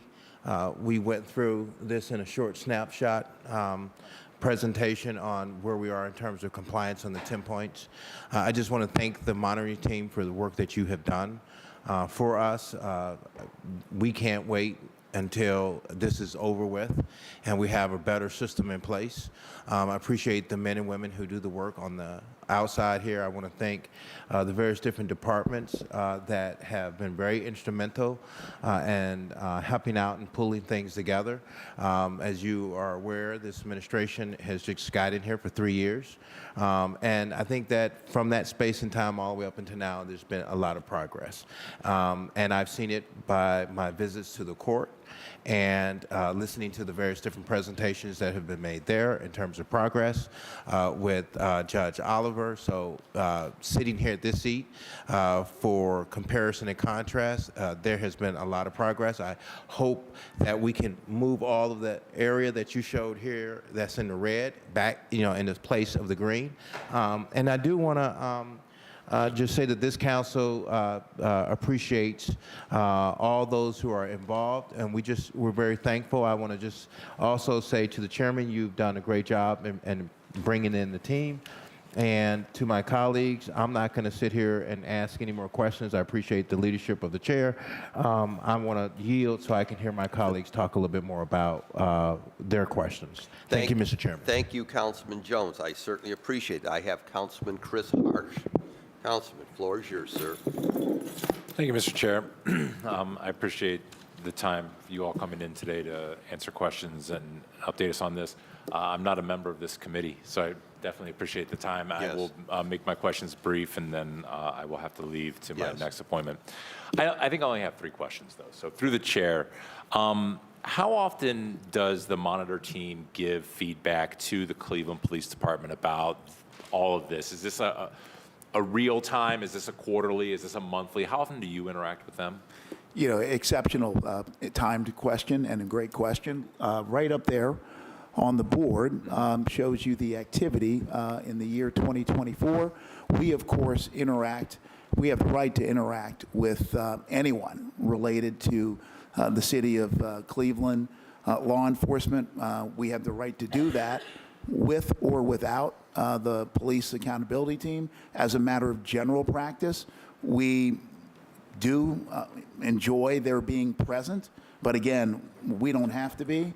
With respect to the police chief, extraordinarily accessible, cell phone accessible.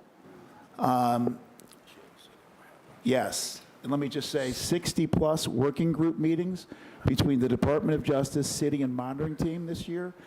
9 status conferences, either telephonic or in person, by the Honorable Judge Solomon Oliver Jr.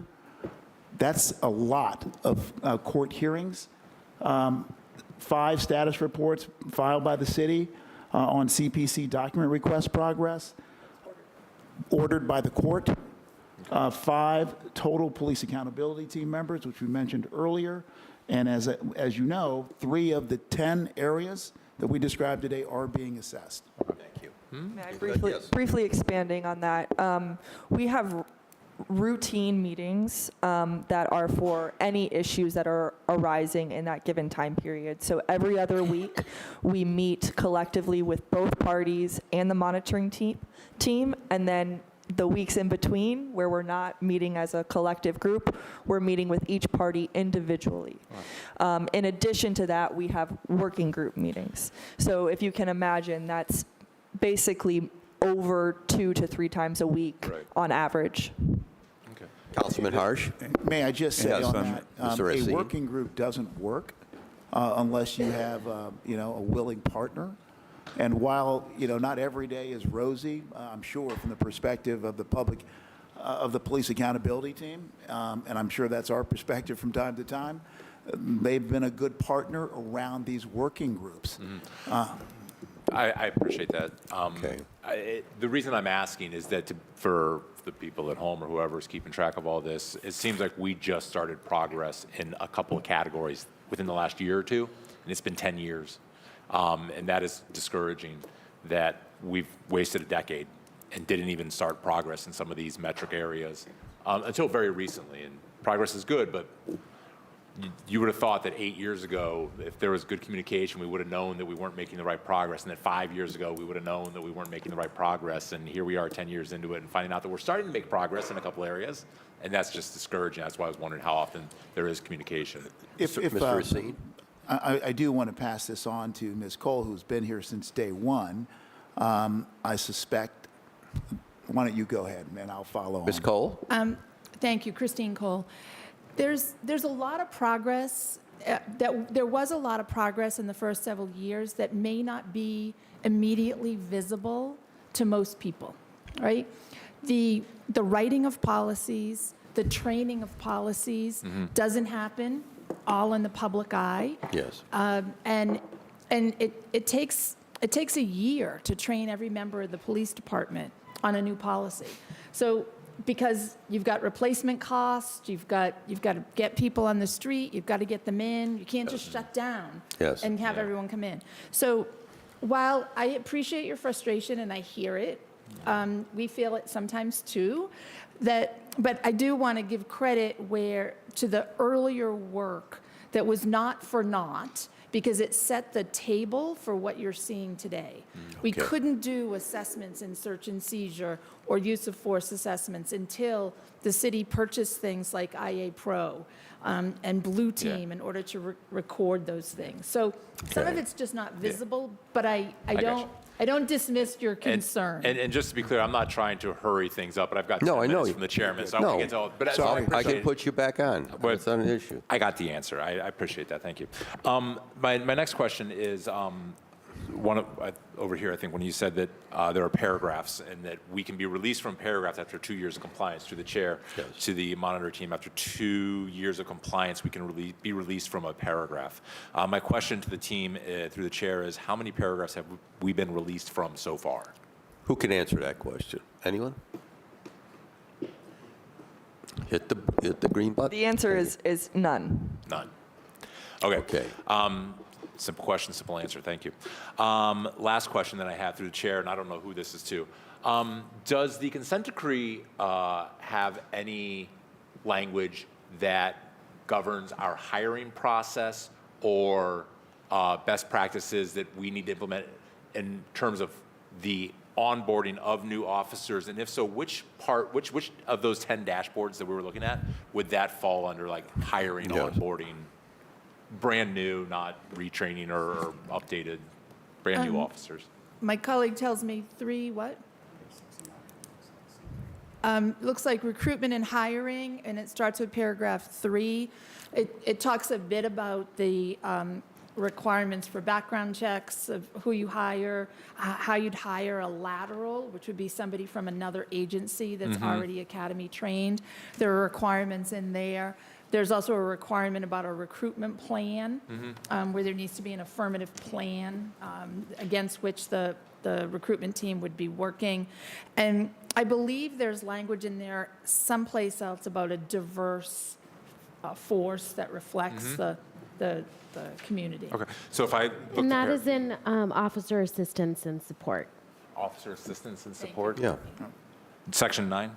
Yeah. Okay. We're happy to get that to you if you like. Yeah, I just want to look into Thank that you. more myself. Mr. Chairman, that's all the questions I had. Thank you very much. I appreciate that. No, you're fine. You're fine. You're fine. The I'm giving 2 minutes and 53 seconds of your life. That's right. back. No, you still had almost 39 minutes left. Is there at any time has the monitor ever made any suggestions or recommendations on staffing levels in CPD? There is a paragraph that I want to say 319, I don't know why, that requires a staffing plan. The staffing plan needed to be completed in the early part of the consent decree. Yes. That was done. There is not a requirement specifically that, or an opportunity specifically for the monitoring team, much like yourselves, to get into deployment Right. and staffing decisions. Okay, No. because that's one of our growing concerns within the body, is that as of I think it was last week, I think we've lost about 104 officers that have left. And in the recent academy class, I believe it was maybe 34. All these numbers swirl around in my head. So it seems like we're not even treading water. That's the problem that we have here. And then the new second class will not come on to the end of the first quarter of next year. So we're greatly concerned because we look at our overtime. Overtime is up substantially. It was estimated to be 12.5 million. We're well over that at this point. Well over, I think maybe about a 10 or 11 million in overtime now so far. So we're trying to monitor that, but at the same time, we need to have more people working the streets. That's what we hear from our citizens constantly. They want more visibility in the street. They want to see more officers working, more community engagement. So, that's something we're going to have to continue to talk with the administration on. Okay, Pardon me, I'm sorry. Yes, no, go ahead. This is certainly a national problem. Yes. Police departments across America are struggling to recruit. A number of strategies have proven or demonstrated some level of effectiveness in other major cities. Incentives for signing bonuses, I think that you all have done something Yes. like that. The compression of the application period, exit surveys, why are people leaving? What some professions called stay surveys, why are people staying? But that also, the other things we talked about earlier about morale and all those other services are connected to recruitment trouble. Thank you. Councilman Slife. Thank you for being here. Shout out to the 2 Ward 17 residents at the table. Happy Bulk Week. And I wasn't going to speak on it, and I won't because I have limited time, but just as a bit of background, we had a conversation yesterday about our hiring process writ large for the city of Cleveland, and I know Councilman Harsh, myself, others share a concern that our own processes are onerous and designed in a way that is either causing people to fall off or that it's at best inadvertently biased at best, that is causing us to lose out on good candidates. And these are kind of old data, but from a few years ago, in one calendar year, over 1,000 people applied to be a police officer.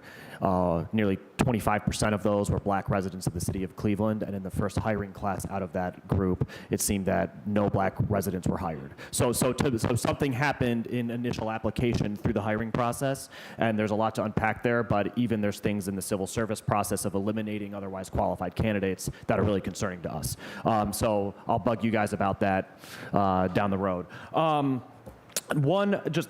spent a lot of time going through and trying to pull out the exact paragraphs to try to understand. Some of them are pretty quantitative. You have to do something within a certain amount of time, 60 days. Some of them are a little more qualitative. I think it would be useful for us to start to unpack some of these and even understand district by district where we are achieving and where we're not achieving, because I can say in the first district we have a CPOP officer. Derek Brown's great to work with. It's been very useful, but I sort of forget that doesn't exist elsewhere. If the report noted that district policing committees in, I think, the 4th and the 5th having especially more acute issues with recruitment and getting people to come into those meetings. So to be able to understand so we can help advise on some of those. That kind of segues, though, into a question to you, Chairman. Have we ever received from the law department something akin to like a Venn diagram that outlines, as it relates to oversight of the Division of Police, what is council's role, what is the Community Police Commission's role, where is their overlap? I don't know if we've ever specifically had that type of document, but we all know from a standpoint of city council, again, I'll repeat what I said, we cannot hire, we cannot default, we cannot hire, we cannot administer, we cannot deploy. That's very clear. It's a charter requirement. So the viewing public, because council people, we get these complaints every day about a community complaint, neighborhood complaint. Well, why don't you do this or why don't you do that? Well, we're prohibited by law. We provide the financing, we provide legislative action, but it's up to the administration and the way we have it, the way city government is structured. The buck stops at the desk of Mayor Bibb or all the previous mayors. So they administer. He appoints the safety director. He appoints the chief of police. They appoint the command staff within CPD. So again, the role of CPC with regard to all this stuff, I don't know if the law department has ever, to my knowledge, never provided that type of document. Okay. We could ask. I think it'd be useful because, you know, this today is inherently valuable if Right. only for transparency. But as I'm sitting here and my mental acuity is exhausted, trying to figure out how I can be productive in the next steps and in oversight, and also realizing that oversight is not exclusively city councils. And, you know, and for example, I know that the Cleveland Police Commission is charged through the consent decree with approving policies, but when, if in, I think it was in the use of force, if within 60 days of a circumstance, the consent decree requires, I don't want to lose time looking it up, it requires this to be reported back up to the monitor. If that's not occurring, is that also, how can council and the Community Police Commission work to understand why that isn't happening? Because that seems like a very qualitative thing. You know, it's a pass-fail. Did it happen within 60 days or did it not? And I've been trying to unpack a lot of the, because as you get in, it just seems, there's even the one for, towards the end where it says within 365 days of the execution of the agreement, you know, will come forward with, I forget which policy it was. It almost causes me to question, are we ever going to become compliant with that, because 365 days has long passed, you know, and I guess perhaps that's my anxiety working in overdrive, but I guess it causes me, I'll put a pause in that because I'll come back to it. As I understand the assessment process, since we're there for CIT, is it that right now we have these charts that show these 4 categories, and we're essentially over time going to see a 5th category for substantial compliance and paragraphs shifting into that 5th category? Is it, because my assumption was that we were looking at CIT comprehensively and not looking at it paragraph by paragraph. Okay, who would care to respond on that?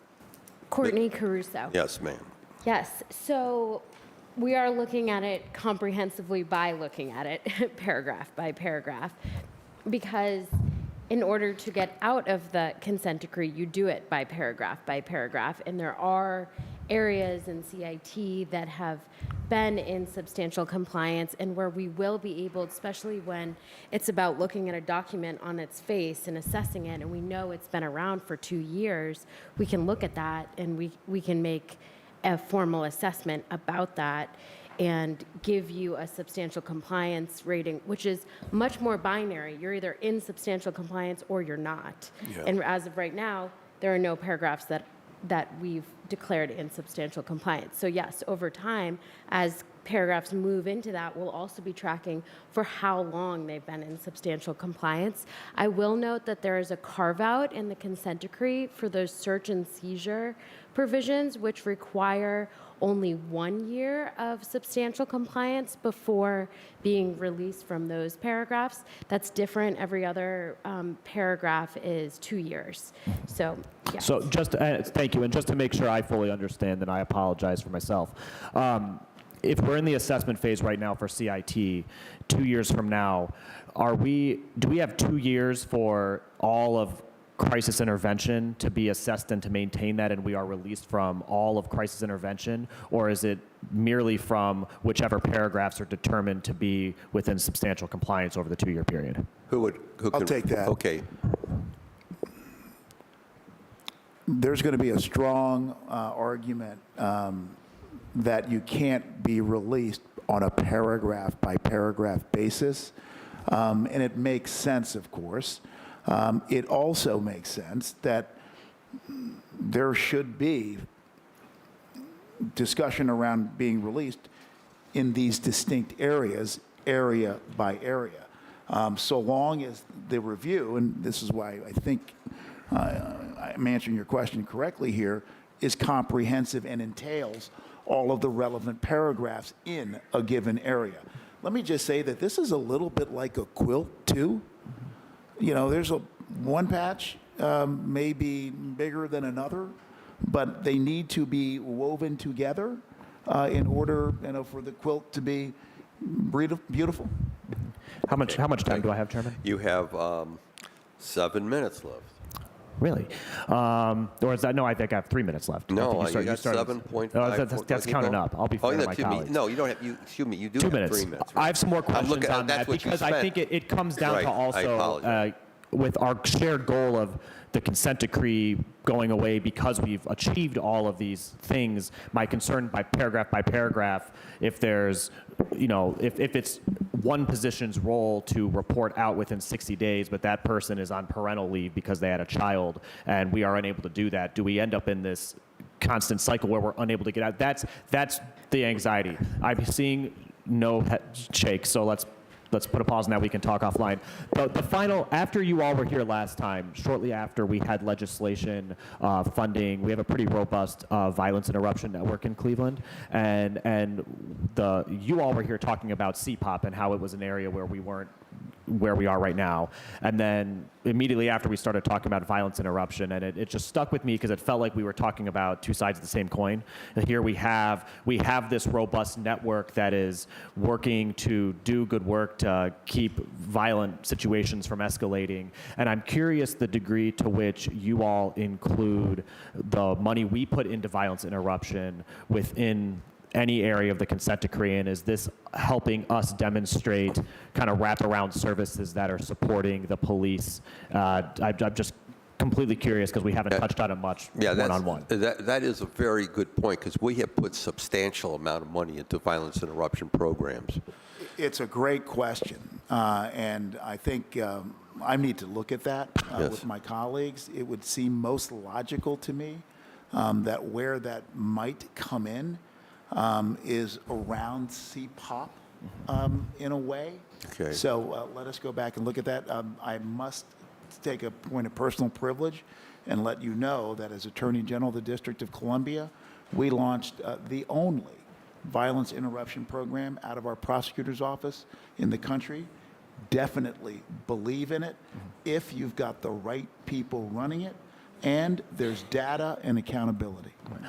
Thank you, and I'll close and let my colleagues have time just to say that there's multiple areas across the consent decree where my question becomes, is this not happening or is it not being documented? Is the work, so if a use of force incident happens and the officer on the street follows the policy to the letter, but there's, for whatever reason, that report out isn't being made up or it's not being made within the correct amount of time, that could suggest that we're not doing good work when we could be doing good work. And likewise, with violence interruption, if we're not doing a good job of, and I believe we should, of being more prescriptive about how organizations we are giving money to engage back with the city so that we can demonstrate that this work is happening, so that we can show that we are doing things that may be going unacknowledged. I want to understand that because our goal is obviously to do the right thing, but we can only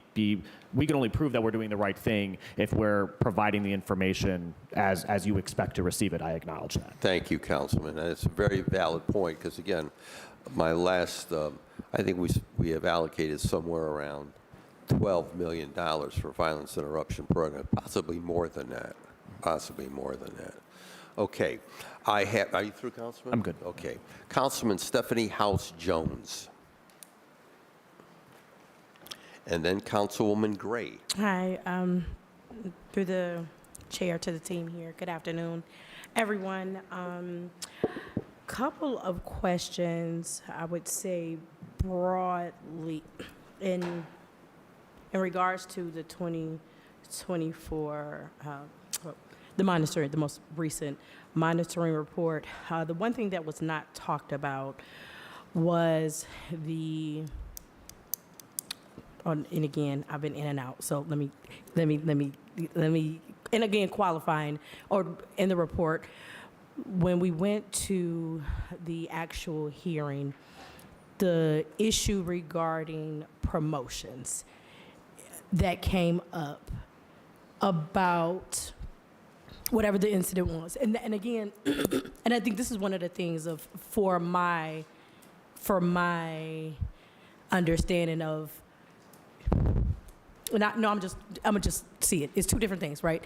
It was the one that was brought up about a police officer lying on a report that had some significant issues comparatively to now an officer who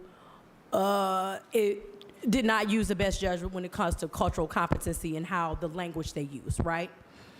Those are those are offenses, but I feel like they have very differing outcomes when someone is incarcerated, lose their livelihood, versus someone who potentially has showed unconscious bias or hurt someone's feelings and things of that nature. To me, I feel like those are two totally different things.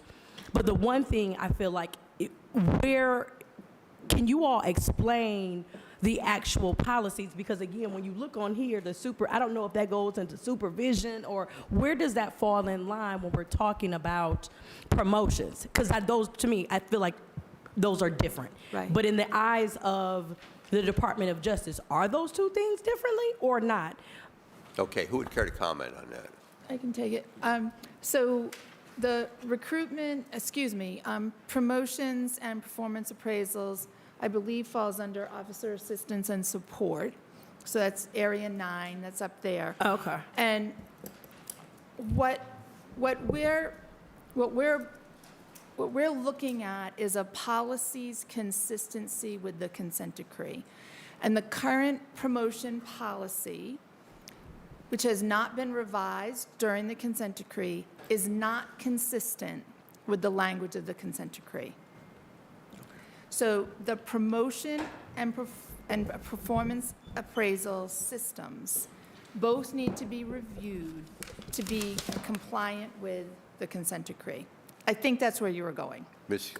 Through House Jones? Through the chair to the team. Yes, correct, right? Because again, it is evidently there is an issue here, right? And we need to, and again, we are consistently coming up of the back and forth between who is reviewing the promotions, how are we doing it in a fair way.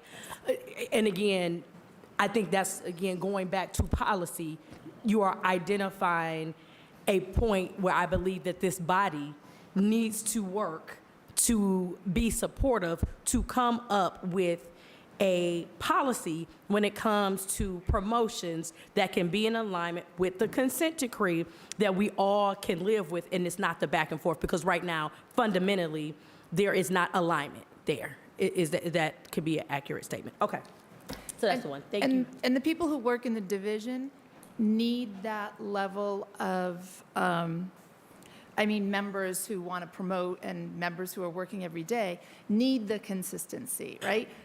You can't, sorry, Right. to the chair, to the team. Again, Ambiguity is not useful. Especially, again, you can't play in a game when you don't know the rules, right? And so, again, I'm always trying to come to the table from a legislator's perspective, right? My role here is to help write rules, right? That is our sole responsibility, and I truly believe, again, fundamentally, I know that this is an area of an issue, and we need, Cleveland City Council in particularly, needs to be a part of creating a writing rules that have clear outline so we can understand where staffing is, so that we could come up with a holistic system where people are being fairly assessed for the opportunities of promotion. So again, I'm putting this on the record to ensure that Cleveland City Council will have our role while all the other partners are doing it, that we also have a role in that. Thank you. Secondarily, a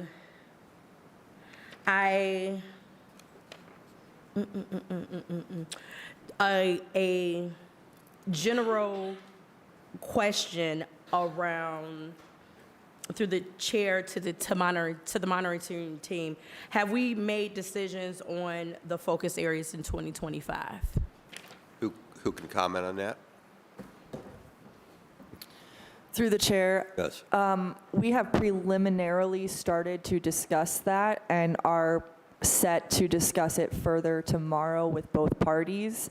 Preliminarily, CPOP has been discussed as a potential area of focus, as well as officer assistance and support.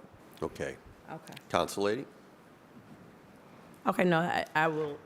And again, as a follow-up through the chair to the team, we discussed preliminary, so how do we go from preliminary to commitment of this is what we're going to focus on in 2025?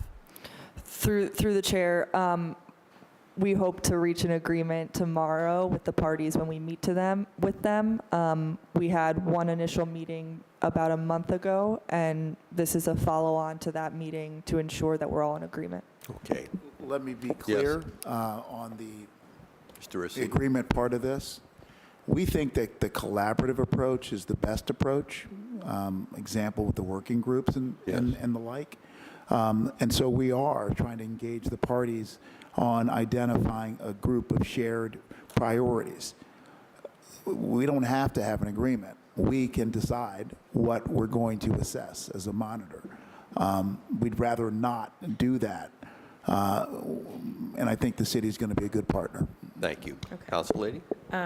Thank you for that. And so I will just say on the record, as these 2025 is being identified, to the chair, making sure that Cleveland City Council knows it, so that again, as the legislators here to help write the rules, that we need to be more a part of the system and not being a secondary, thirdary, fourth node partner or associate in this conversation. So I'm just putting Yes. The other thing that I will say as I will round up, I'm going to just follow up on the Department of Justice stuff, the months, specifically just through the chair to the team here, specifically as myself and Councilman Slife are working on Tanisha's law of really working to codify co-response, care response. I'm going to say that for another day. I just know that we need to explicitly get to a place where legislators can create, ensuring that we can fulfill our obligation to ensuring that our rules are done in a way that we know based on best practices, right? That is our obligation to the city of Cleveland beyond a consent decree, and we are looking forward to working with the Department of Justice and particularly to work through this that will not jeopardize the consent decree, but it will enhance overall public safety here in the city of Cleveland. Other things that I will say are, I guess, the question. We talked about, through the chair to the team here, you talked about that CPC is under-resourced. CPC, yes. So I am looking forward to whoever the new commissioners may be, with those who are currently going to continue their service. And I will put on the record, Mr. Chair, that we need to fully embrace the CPC. We need to have some type of mixer retreat where we can get to know each other so that we can work to be partners of democracy for the city of Cleveland and really come up with a strategy of how we can have regularly check-ins so that we can get the policy recommendations, they can hear what we're trying to do, and so that we can all be working partners together, right? I know that people, it has been a rough 2 years. for the CPC. Everybody has acknowledged that. But I will also just put into context, we cannot allow the 2 years of the unknown with personalities where relationships have not been formed to overshadow compared to a system that's been in existence for 156 years. 156 years versus 2 years. We have to be fair. We need to be able to provide support for everyday individuals who are stepping up to say they are going to help us in this journey. And I think we need to be much more intentional in providing support in a system that it is very tough. And again, individuals are doing this as a part of their life, not the totality when many of us have the luxury are. Thank so you. that's what I have to say at Thank this you. moment. Thank you. To Yes, go ahead. point, and to be clear, the council member and the monitoring team have engaged in conversations at the request of the council member concerning Tanisha's law. I just want to be really, really clear.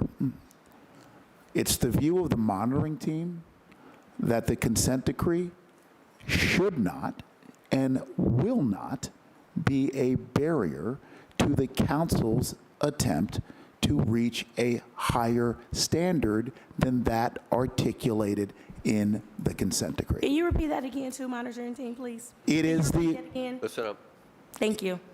it is the position of the monitoring team and this monitor that the consent decree should not and will not be a barrier of any effort by the legislative process to increase the standard, do better than that which is contained in the consent decree. After all, the consent decree was executed, signed in 2014. I understand that. Okay, thank you. Okay, Councilwoman Gray.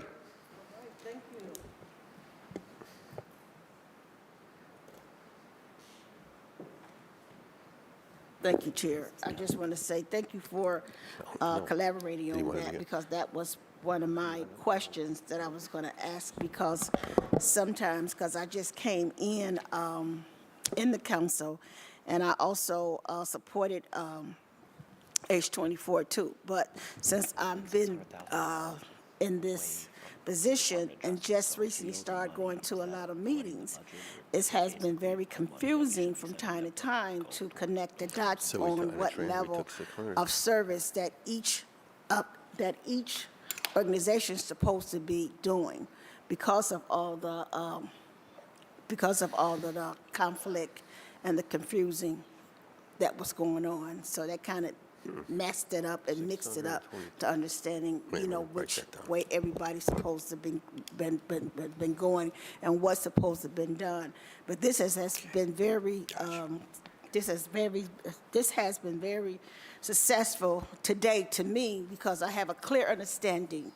And by me going to the meeting yesterday, it was more clear to me last night for the first time on what positions that the monitoring team had to take and the reason why. But to know that you've been around for 10 years, to get to this point, that was very clear earlier, Chair, to the monitoring team. It was clear earlier that sometimes it takes this long to get to this point. It's not a quick fix. And it was just by these two ladies here explaining definite details of the critical points of how you have to work, this system. It also cleared it up too, of the training section and the levels of trainings. What's your name? I'm sorry. Courtney. Yes, you did a great job, and that kind of broke it up too. You did, and you explained it very clearly. So to this point, I really don't have a question. I'm just having a statement. But to say the least, I think what everyone had just said, I think we can get there. We got a lot of work to do. We really, really do. And by me having understanding of what is now, how everybody's connected, I believe now I'm agreeing with my council, with everybody over here. I'm agreeing with all my colleagues that the change of vendor with the change of vendor with the CPC will be a more enlightenment for them to do better than where they were, and we can move forth on doing things differently, and hopefully that everything comes together. But Mr. Racini, I just want to, somebody text me something, wanted me to say this to you, wanted to just had this conversation, just want to make a point to you from last night meeting. Through the chair, please. To the chair, if you don't mind. That's right. Okay, I don't know where I put it. I'm gonna hit it up here. It depends what it says. Okay. Okay. And I think by declaring that up, and I hope he's listening somewhere, it was cleared up by the last statement of what his comment, of what he spoke about last night to you, pertaining to, he just wanted me to remind you and everyone else that the entire base for this consent decree is a long-standing pattern and practice of violation of our constitutional rights. And I think by you just making that statement, that was cleared up. Okay. All right, so I have no more to say. I remember the interaction, and Remember I the young remember the man? person, and Okay. I think I received a text this morning on that. Did you? Okay. Well, he sent me that, so, but I think by you making that statement, I think that was very cleared up behind that. So, Chair, I'm good. Thank you. Thank you, Council Lady. Councilman Kelly. Thank you, Chair. Through the chair, to the team. I too got a text, and everybody is concerned about number 10, about supervision, and I think we did my colleague, Councilman Jones, did a good job of expressing our feelings, and everybody here did a great job. Really, this is very comprehensive, and I got a couple phone calls in my office when I went there, and I worked skyscrapers for 30 years. I'm a 45-year member, and a few of my friends watch this, make fun of me probably mostly, but they said it was very matter of fact and they could understand it. And I think that's been part of the problem with this. It's just so complicated sometimes, or when you start listening to the legal beagle talk, they kind of just shy away. But this was a very good outing. I appreciate it. It goes from, as Brother Player Chair Plancic said, we're here to be assistance, to comply, whether it's just being polite, whether it's getting back to answering complaints much quicker than 5 or 6 years, or the very high end of a life lost or a life taken. So I just appreciate everything said here, and so do some of my constituents. So thank you. Okay. And again, as we've always maintained at this side of the table, we're here to work with the monitor. I want to make that clear. We're here to work with the monitor. It's not an adversarial relationship at all, because again, I understand why we're in this situation. I would ask Dr. Anderson, would you like to add anything to this discussion? Come on. Because as I said earlier, and as I've said publicly, I appreciate your engagement with not only me, but with my colleagues. You want to, okay? You can get on the hot seat here, okay? Okay. Good afternoon. The floor through is yours. chair. Introduce Thank you. yourself for the viewing public. Sure. Dr. Lee Anderson, Executive Director of the Police Accountability Team. Through the chair, I'd like to say just thank you to everyone. This has to be a collective process, and I, as much as I'm sure the constituents did, enjoyed this presentation. I want to thank the monitoring team for, like you said, coming prepared to not just ask the hard questions or be asked the hard questions, but to provide us with a lot of clarity. I myself was even taking notes on how to move forward and things that myself and my team can do to continue to work with the partners in the city to move things forward. So I just want to also thank council. We also attended the community meeting yesterday, and I just want to put a note out there that we will continue to make sure that we are hitting the marks, right? So we're not proud to see the red, but I want to say that we recognize that there is progress, but we are committed to making sure that everything moves into substantial compliance, and that is something that the police accountability team works towards every day. We meet with the monitoring team at the Department of Justice every day, if not multiple times a day, and we appreciate that time, the time with the work groups. We appreciate the time with the different partners in the consent decree, and I would like to let everyone that is named in the consent decree know that we are going to do this together as a city. Okay. Do you have a full complement of staff now?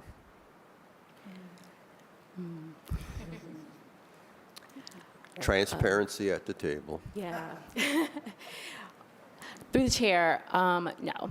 No. I think that one of the things that we can continue to expand upon are performance auditors, which can help us go through and comb through the paragraphs, as Monitor Racine stated, along with Ms. Caruso, right?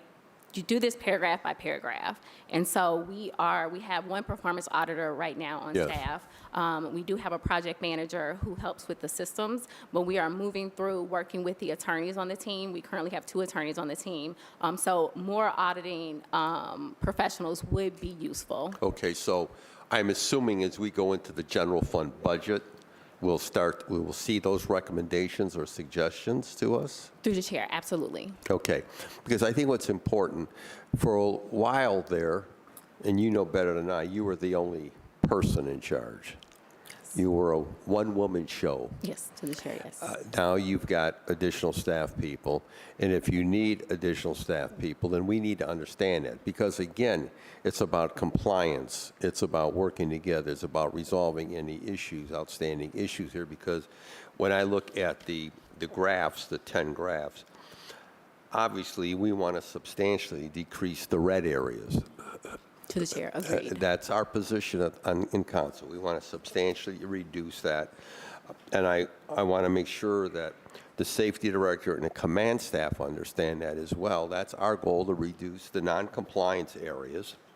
And then, as you heard, I'm sure sitting here, you were taking notes very diligently. I was watching. You heard the comment about the $286,000 that is owed. Yes. And I would hope that you would also try to get to the bottom of that, because again, this is the first time we heard that at this table. Yes. And then Councilman Slife pointed out to me, in the transfer ordinance that was put before us, $662,220 was moved out of the DOJ line item. So I would like some explanation on that from whoever as to that dollar amount. It was $662,220 was moved out of the DOJ line item. So I need some, yes. Apologize, through the chair, can you repeat that number one more time? $662,220, it was moved out of the DOJ line item at the request of the administration. Okay. So I need to get a better understanding from the administration, and you're the point person on this, as to why that took place, because we want to be in compliance here. I don't want us to run in afoul of Judge Oliver. I want to make sure, because again, that $286,000 today was the first time I ever heard that, and so we need to make sure that's rectified. And I get the impression from Mr. Racine's comment that maybe the mayor wasn't aware of that as well. So I hope to get some resolution there. Okay, yes, House Jones. As we have invited Dr. Anderson to come from, I see that at least one of the co-chairs are here from the Community Police Commission. I would see if we can welcome at least co-chairs, if she would like to bring some comments on behalf of the police. From CPC, specifically. any of the Yes, she's co-chairs, come on the up. co-chair here, which Briefly, is come on up to the table. I know some of my colleagues have to leave, so. And I will just say this, we have not set, so there's no confusion before the public. We have not set the date yet for the review and scanning of the 9 folks recommended by the mayor to the CPC. Council leadership is working on that date and time, and we will bring the new recommended or nominees before us to discuss their appointments, so we can engage with them. And I will say this for the record. I've said it for the record in the past. CPC has got to get it together. We all know that. The adversarial environment that we've seen, the contagious things, I can go on detail, that we've all witnessed. We're hoping that that's all going to be set aside with the new selection. And I know that you are being recommended once again by the mayor to serve back on the board. But we're going to get into some we're going to do some deep diving on all the candidates, because we cannot have the chaos that we have witnessed. And I know you have not been one of those individuals, and I appreciate that. So, you have any comment? Through the chair, I just want to say thank you to everyone. Thank you for acknowledging the CPC. And I wholeheartedly agree with the statement of Councilwoman Stephanie House-Jones, that I believe that in the new year we need to turn a new leaf and extend the olive branch to each other and get to know each other a little bit better to create a more a better working relationship, because we're all on the same team. We all want the same outcomes, and that's to get out of this and establish a system of safe and constitutional policing. So I just appreciate the monitoring team coming, and I really enjoyed the community event last night. I feel like I learned so much. I was able to ask the questions that I have and learn about how we can move forward on various projects and various issues that we have. And I'm hopeful that in the new year, with the new commissioners and some of the issues that we are working on, that solutions will bring the status of the consent decree compliance in the green. And that's what we want to see. Thank you. Thank you. I appreciate your comments at the table. I just have one comment to the moderator. Now, since the chairperson, is Mr. Adams here by some chance? No, he's not at the okay. moment. The CPC just made recommendations as it pertains to the implementation of drones within the Division of Police. Do you have to oversee that and comment on that as well? Let me just give the complete context. Okay. I think Thank that you. might be hopefully informative to the public. Yes. The current policy or the policies that would encompass drone activity Yes. under the city's authority Yes. is silent in regards to how or whether drones can be used. That means that there's no policy against it. Okay. The training has occurred Yes. relative to use of the drones as a camera. That's it.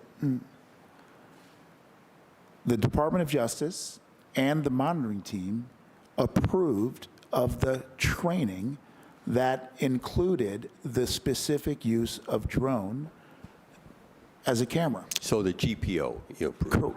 We don't have a GPO. You don't have that? We have training. Okay.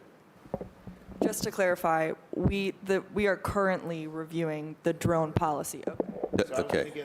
Okay. Okay. Sometimes people from Michigan think, I know. they're number one. What can I tell you? I mean, I know. I can know. we have another hearing about that? I know. Blue, remember that, the big blue. Exactly. Okay. Okay, That go was ahead. tough for you in the holidays. No, it is tough, very tough. Okay. The current state of play is that the CPC has produced a policy. It is now under review by the Department of Justice and the monitoring team. Okay. So at some point, you're going to make a recommendation. That's right. That's right. And you- I have to tell you as well, it seems that the CPC is continuing to be reflective on the policy. I'm not here to speak, obviously, for the CPC. That's my impression. Okay, so at some point, I'm just trying to understand the mechanics. So at some point, the DOJ and you will review the policy, and you'll make a recommendation to who? Who is that made to?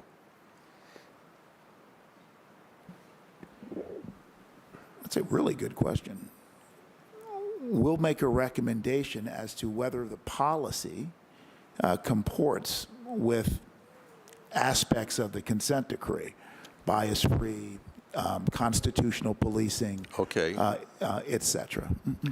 Because obviously we passed legislation over 2 years ago to purchase the drones in our effort to assist CPD, to be able to assist the Division of Fire. Some cities, even in Michigan, I believe it was in Detroit maybe, are utilizing to help with inspections for building and housing cases. So they're being used in a multi-purpose way. But I saw some of the recommendations of CPC, which concern me, obviously, and other members of the body as it pertains where they could not be utilized. And so I'm trying to understand, are your recommendations, and again, I would ask for some clarification at some point, are those made back to the CPC? They made to the safety director, to the mayor, to the city council? Who are they made to? So the way the process works with our review of policies or training is after the CPC reviews them, through the police accountability team, they are sent to us. Okay. We then, through our subject matter experts, many of whom are here with us today, will review it, and we will provide our comments back to the police accountability team, who will then send us the revised policy that would incorporate any comments or edits that are made. Okay. Does Dr. Anderson's team get involved in that process? Yes, yes. So they are the intermediary working. Right. Okay. So again, because some of us, when we read some of the recommendations, because the drones, the main purpose of the drones, where we were being affected by high-speed chases and what we thought to be unreasonable pursuits, that's one of the reasons why we asked for the drones, and I've asked for the drones for years, that where we could cut down on that carnage and that chaos that we've experienced as a result of that, and then be able to utilize them in other capacities as well. So again, I just want to make sure that at the end of the day, we in the legislative body understand what the recommendations are and what they can do and what they can't do, okay? So at that point. Okay. Any of my questions, colleagues, questions at all? Any more questions? I know some people have had to leave for other meetings. Madam Clerk, is there any public comment? And I would ask the public to be brief because I know some members, I don't want you to be talking to just me. I'd like you to be talking to some of my colleagues before they leave for other meetings. Okay, I have Ms. Bickerstaff. And you will have 3 minutes, Ms. Bickerstaff. And then I have a Mr. Houston. Again, 3 minutes. Ms. Bickerstaff. And I would ask all my colleagues to please, if you could, stick around so we can hear the public comment. And I appreciate the audience being attentive and being engaged in the process. Ms. Bickerstaff, the floor is yours.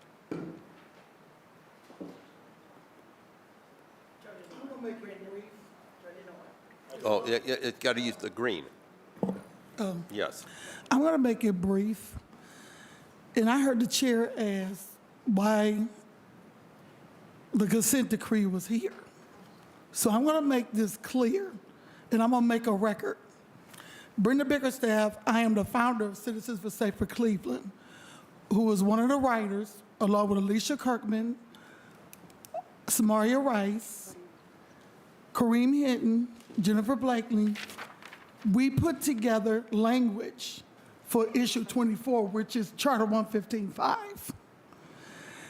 The old commission that was here was originally started from the consent decree that was imposed in May of 2015. They created, that was a commission that was born out of the consent decree.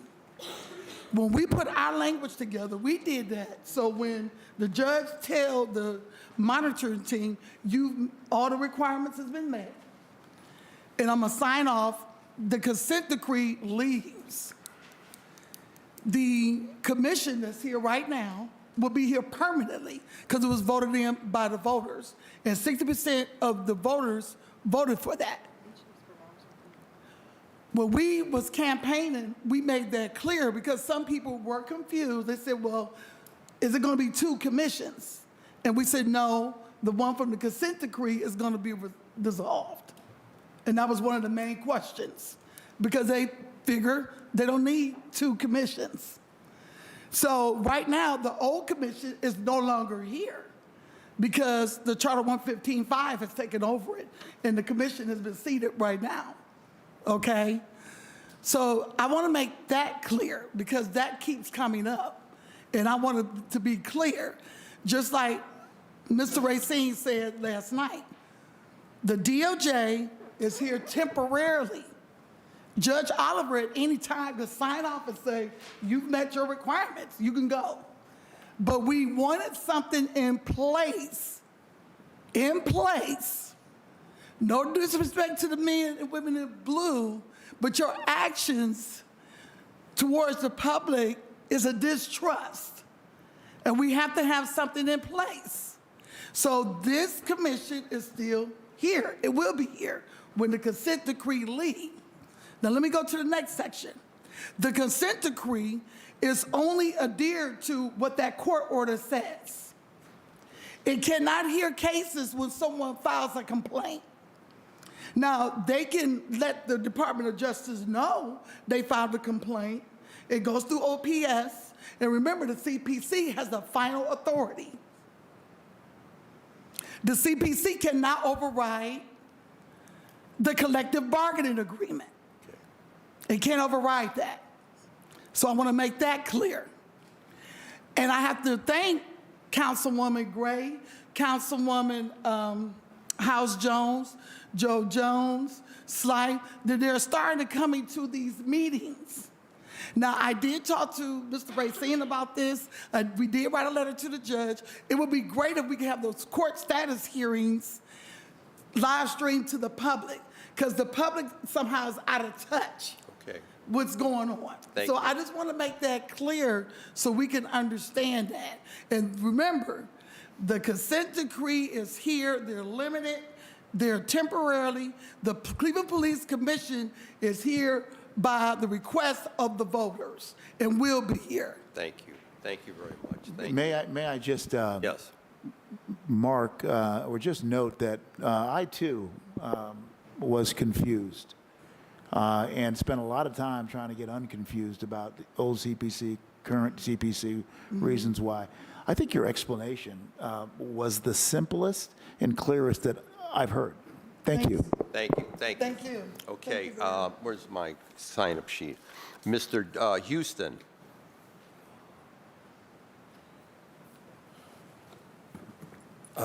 Good evening, everyone. I just wanted to make a simple comment. I've been coming for about 6 months. I've paid attention to this whole situation since it occurred. And one of the things that keeps sticking out to me, I uttered it yesterday, and I've been uttering it every time I can speak to the public, is the fact of no real accountability or no true supervision whatsoever on any levels of city, police department, from the mayor, the council members. We have an unleashed check and balance system. And this is the reason why we're experiencing all these different issues, because we have people in place that seems to not follow their procedures, policies, and law. Until we get the right faces in these positions to do the right thing for the community and for all of us as a whole, we're going to continue to come here and have meaningless conversations because we don't have check, balance, supervision in the right order. And we have to have that in any situation if we want to hold balance. It is just my clear thought and vision. I am probably the least educated person sitting in this room, but I am a very smart person that can see exactly what the true problems are in the city of Cleveland. I appreciate this monitoring team here. The reason I appreciate them because they have showed great due diligence in taking their job serious, and they have pointed out great things that's going on in the community.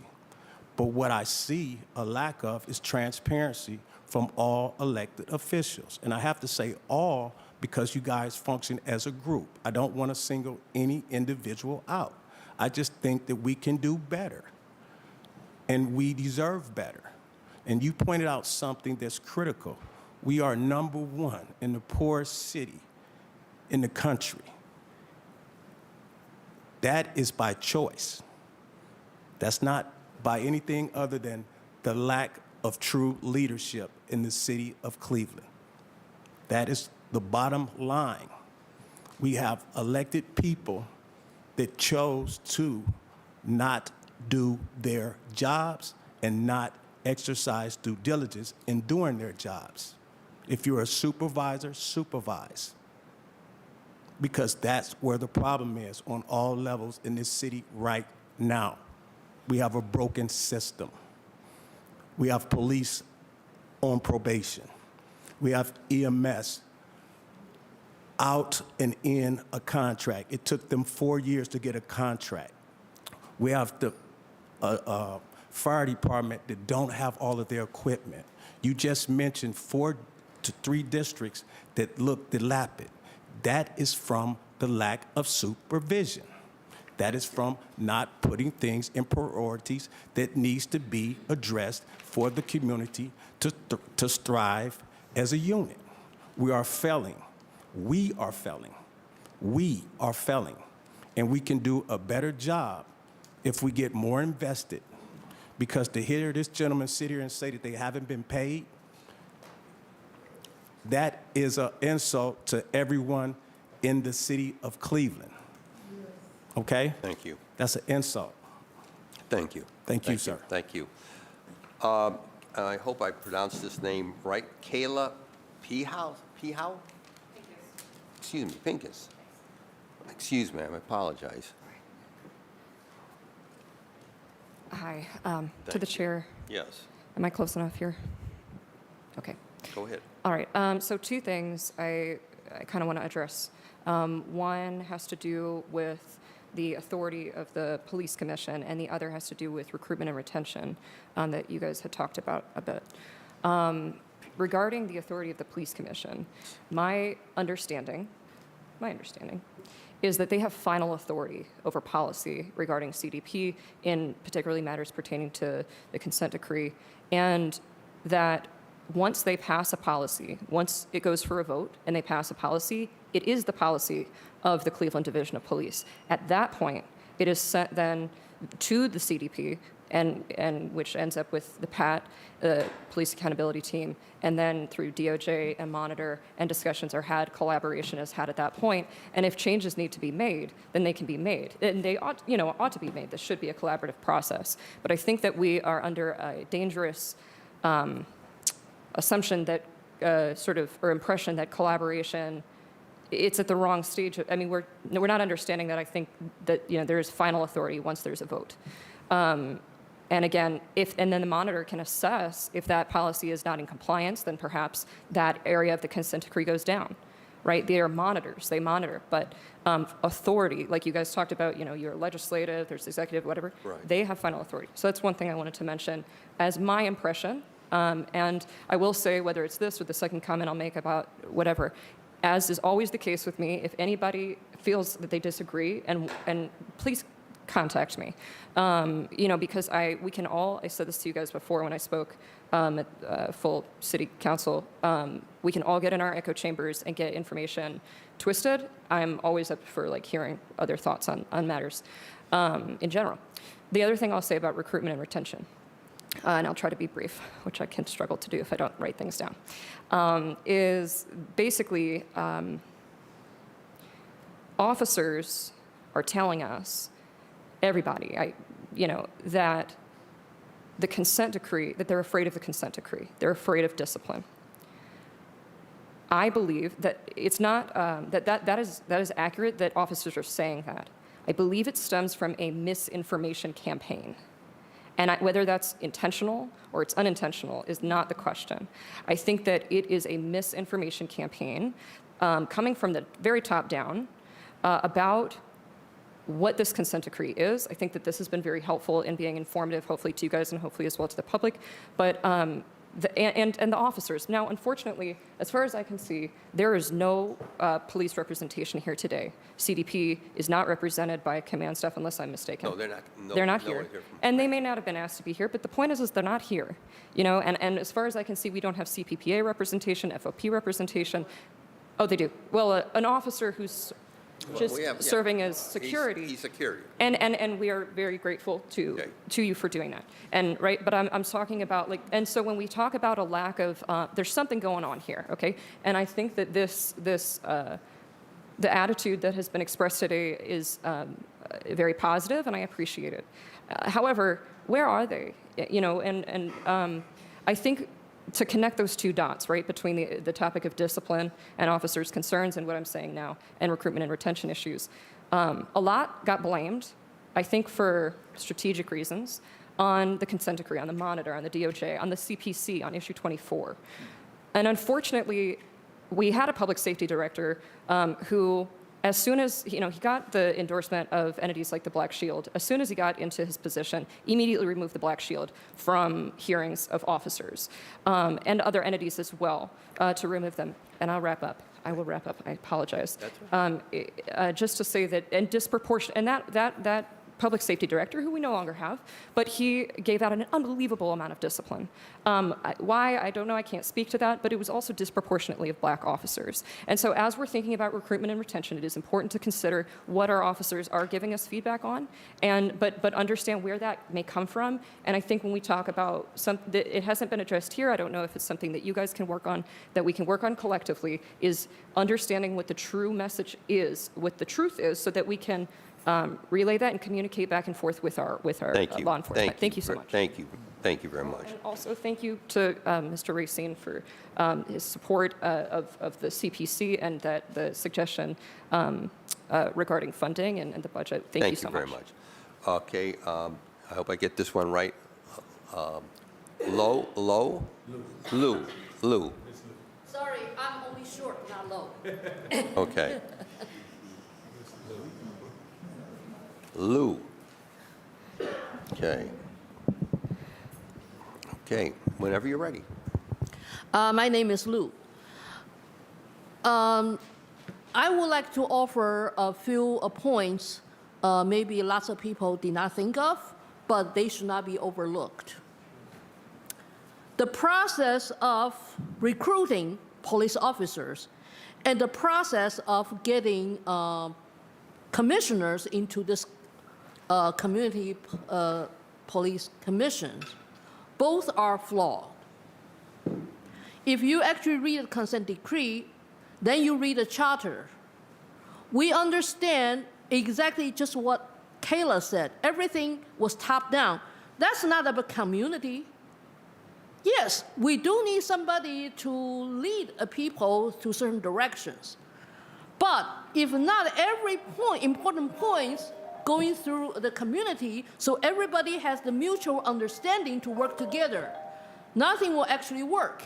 This is the reason why I have been publicly saying this batch of the commissioners are selected to ensure the failure of commission. Whoop. Councilman Jones is, okay, go ahead. Oh. I'm sorry. Go ahead.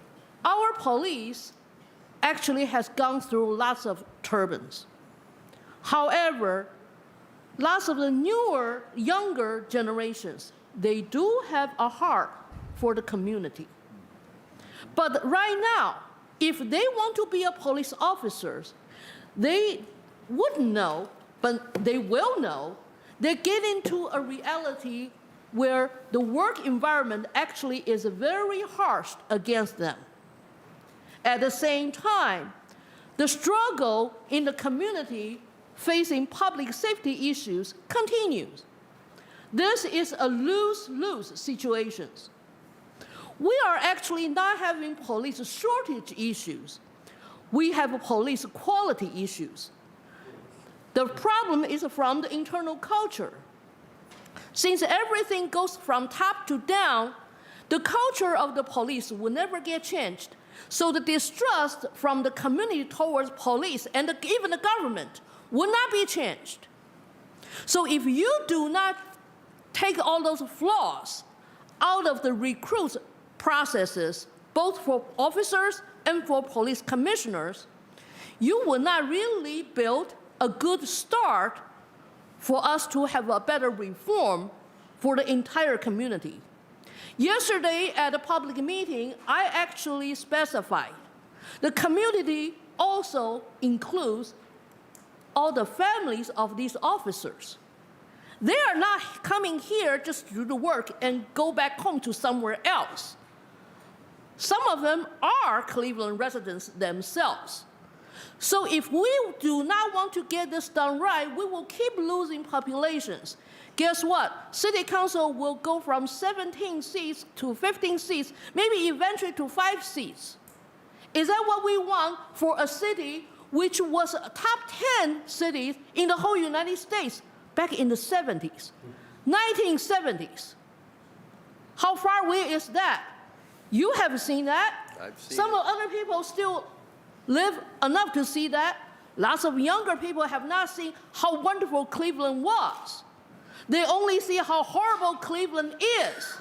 So if we do not correct these mistakes, Cleveland will not have a future. We will not be able to increase our city council seat from 17 back to the 50, which was designed originally for the chamber. I will point out important thing you can think about to start. Make the process of recruiting for both officers and the commissioners really transparent. For example, consent decree asks for somebody to be in certain primary categories, but why we keep selecting the people from the secondary categories to become the commissioners? These people have heavy jobs in their daily lives. For them to come down to do commission work, they're already tired. And they do not really know the laws very well, so they make mistakes. Thank you. Please start improvement and listen to the community. Thank you. Thank you. Thank you. One last speaker. I thank my colleagues for hanging on. We're going to take one last speaker, then we're going to adjourn because some of us have to be at other meetings. Mr. Perez. Mr. Perez, come to the table. I'm going to give you, just like the rest, approximately 4 minutes because everyone else took approximately 4 minutes. Go ahead. I'm OPS Administrator Perez, so through the chair to the board members and the monitoring team. I first like to thank you guys for your compliments. I will have to say that out. That goes to my team, those that work for me, those that work under me, and those that are obviously bleed and sweat for the city and the citizens and community members. Hearing the colleagues behind me and their concerns, I kind of want to address just a few things, and I'll be very, very clear, concise, and quick. When we talk about recruiting and we talk about the officers, CDP has been very open to allowing me to come in and speak to the new academy, the new class that comes through. I explained to them what OPS is, what we are and what we're not. But the one thing I found about them that was extremely insightful was one of their questions where they asked me, who do we work for? Do we work for the CPRB or do we work for our leadership, our commanders and our chief?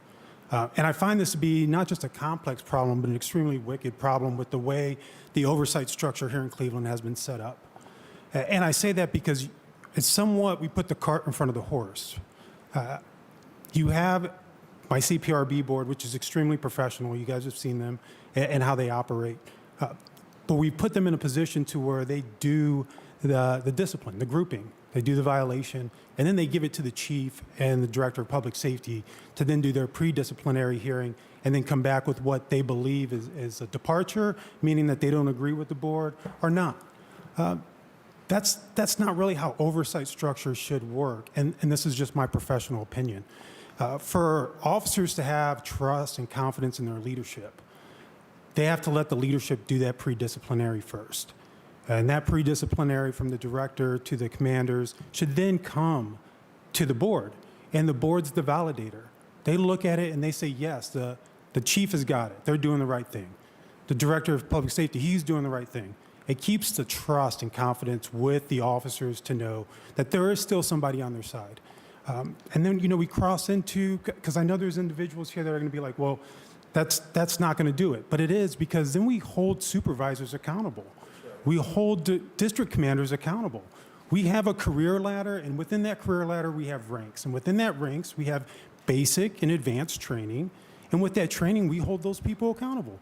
A patrolman who goes into a community for the first time versus someone who has been trained, educated both institutionally, on the job, and through an academic rigor, through the police academy, and not just the academy, but through all the advanced training from outside of the state and inside of the state with partnerships around the city. Those people are held to a greater degree. If they're the ones that aren't supervising, if they're the ones that are allowing people to go about their business in a very traumatic way into these communities, then they should be held accountable 100%. It shouldn't always be at the lowest level. It should be at the most senior level, because those are the ones responsible for looking after these individuals. They're the ones responsible for training. And by doing that, we can then come up with a root cause of maybe it's a cultural thing. Maybe if third district, and I'm not saying they are, but this is just an example. So I'm just going to say 7th district because it doesn't exist. Maybe if 7th district in their community has a lot of excessive force, a lot of improper stops that don't just go from the point of it being something correctable, but something that is tied to a law enforcement action, which then has both a community, a city, state, and even a national-wide consequence. If we look at it from that direction and we take it from there, we can definitely make a change within our communities, right? We can make a change because we can say, this commander, there's a cultural issue. If all of these officers are doing this, something there is being said, something is being taught, something is being justified, and we can change that. We can take that, we can put what we need to in place, and we can make change. Right now, from my professional perspective, the system is set to help individuals with issues. We have to do better than that. The system should be set to help Cleveland as a whole. We should be helping communities as a whole. Instead of trying to treat everyone in every community the same, they're not the same. Okay. Just to wrap it up, before you leave, have you made those recommendations to the administration? I've not been brought to the table to make those, but having said it here, I'm sure at some point in time that will be made. If not, I'll at least send a clip of this so that they can see it. And I would hope that any communications you direct to the administration via letter or email, that you would CC me on that as well. There needs to be transparency. There needs to be clear recommendations and understanding. Because again, I will tell you, we've all thought about it. There's great confusion, And the last speaker touched on it. I mean, when the council president and I interviewed the consultant that was hired by the administration to do recruitment, to make recommendations, they indicated to us in their briefing sessions, they cited the 2 reasons for departures and for hiring problems was the passage of issue 24 and the federal monitor. That's what the consultant retained by the administration told us. That consultant was not retained. In fact, they're going out now. They're attempting to go out for another consultant, another hire to do marketing and recruitment. But they said those were the 2 major stumbling blocks for reasons for people to leave and for the CPD's inability to attract. So I would suggest, whether it be you or any other division or section, where there are recommendations, suggestions of how we improve this process, how we streamline, how we create a better working environment, that's what we need to know. Because again, I got to say that we don't administer. I know some people don't understand that. We do not administer here. We are prohibited by law from administering. But we're looking to the people who have that role. There is a separation. There's a reason why, and most people don't know it, but I know it. There's a reason why City Hall was designed with a rotunda. It was a separation of powers, the legislative branch from the administrative branch. That's why the rotunda was created where it was, the division. We can't tell them how to run things. We provide the funding, we provide legislative action, but it's up to the mayor, his command staff, his safety director, whether it be department directors, et cetera, his chiefs. They run the city. We don't. We provide the funding, we provide the legislative action. So on that note, because some of it's got to get, I just want to thank Mr. Racine. You want I to just comment? have a sentence or two just to add and conclude. I was struck and heartened when the police chief, in my conversation with her yesterday, I'm not going to quote the conversation, Yes. just out of confidentiality, if you will, Yes. made clear, however, that for her and her leadership, it's not going to be an us versus them process. So it should be. It's going to be a process around compliance with the consent decree in order to get to a better Cleveland. That's what it's all about. Whether it be CPD, whether it be Public Works, whether it be any other department or division, how do we provide the best service, transparency, accountability, professional conduct? That's what it's all about. So again, I want to thank Mr. Racine. I want to thank his team for coming today. I want to thank my colleagues, some colleagues had to go other meetings, some canceled meetings to be here with us today. But again, I want to thank all for your attendance. I want to thank the public comment as well. This Public Safety Committee stands adjourned. Thank you.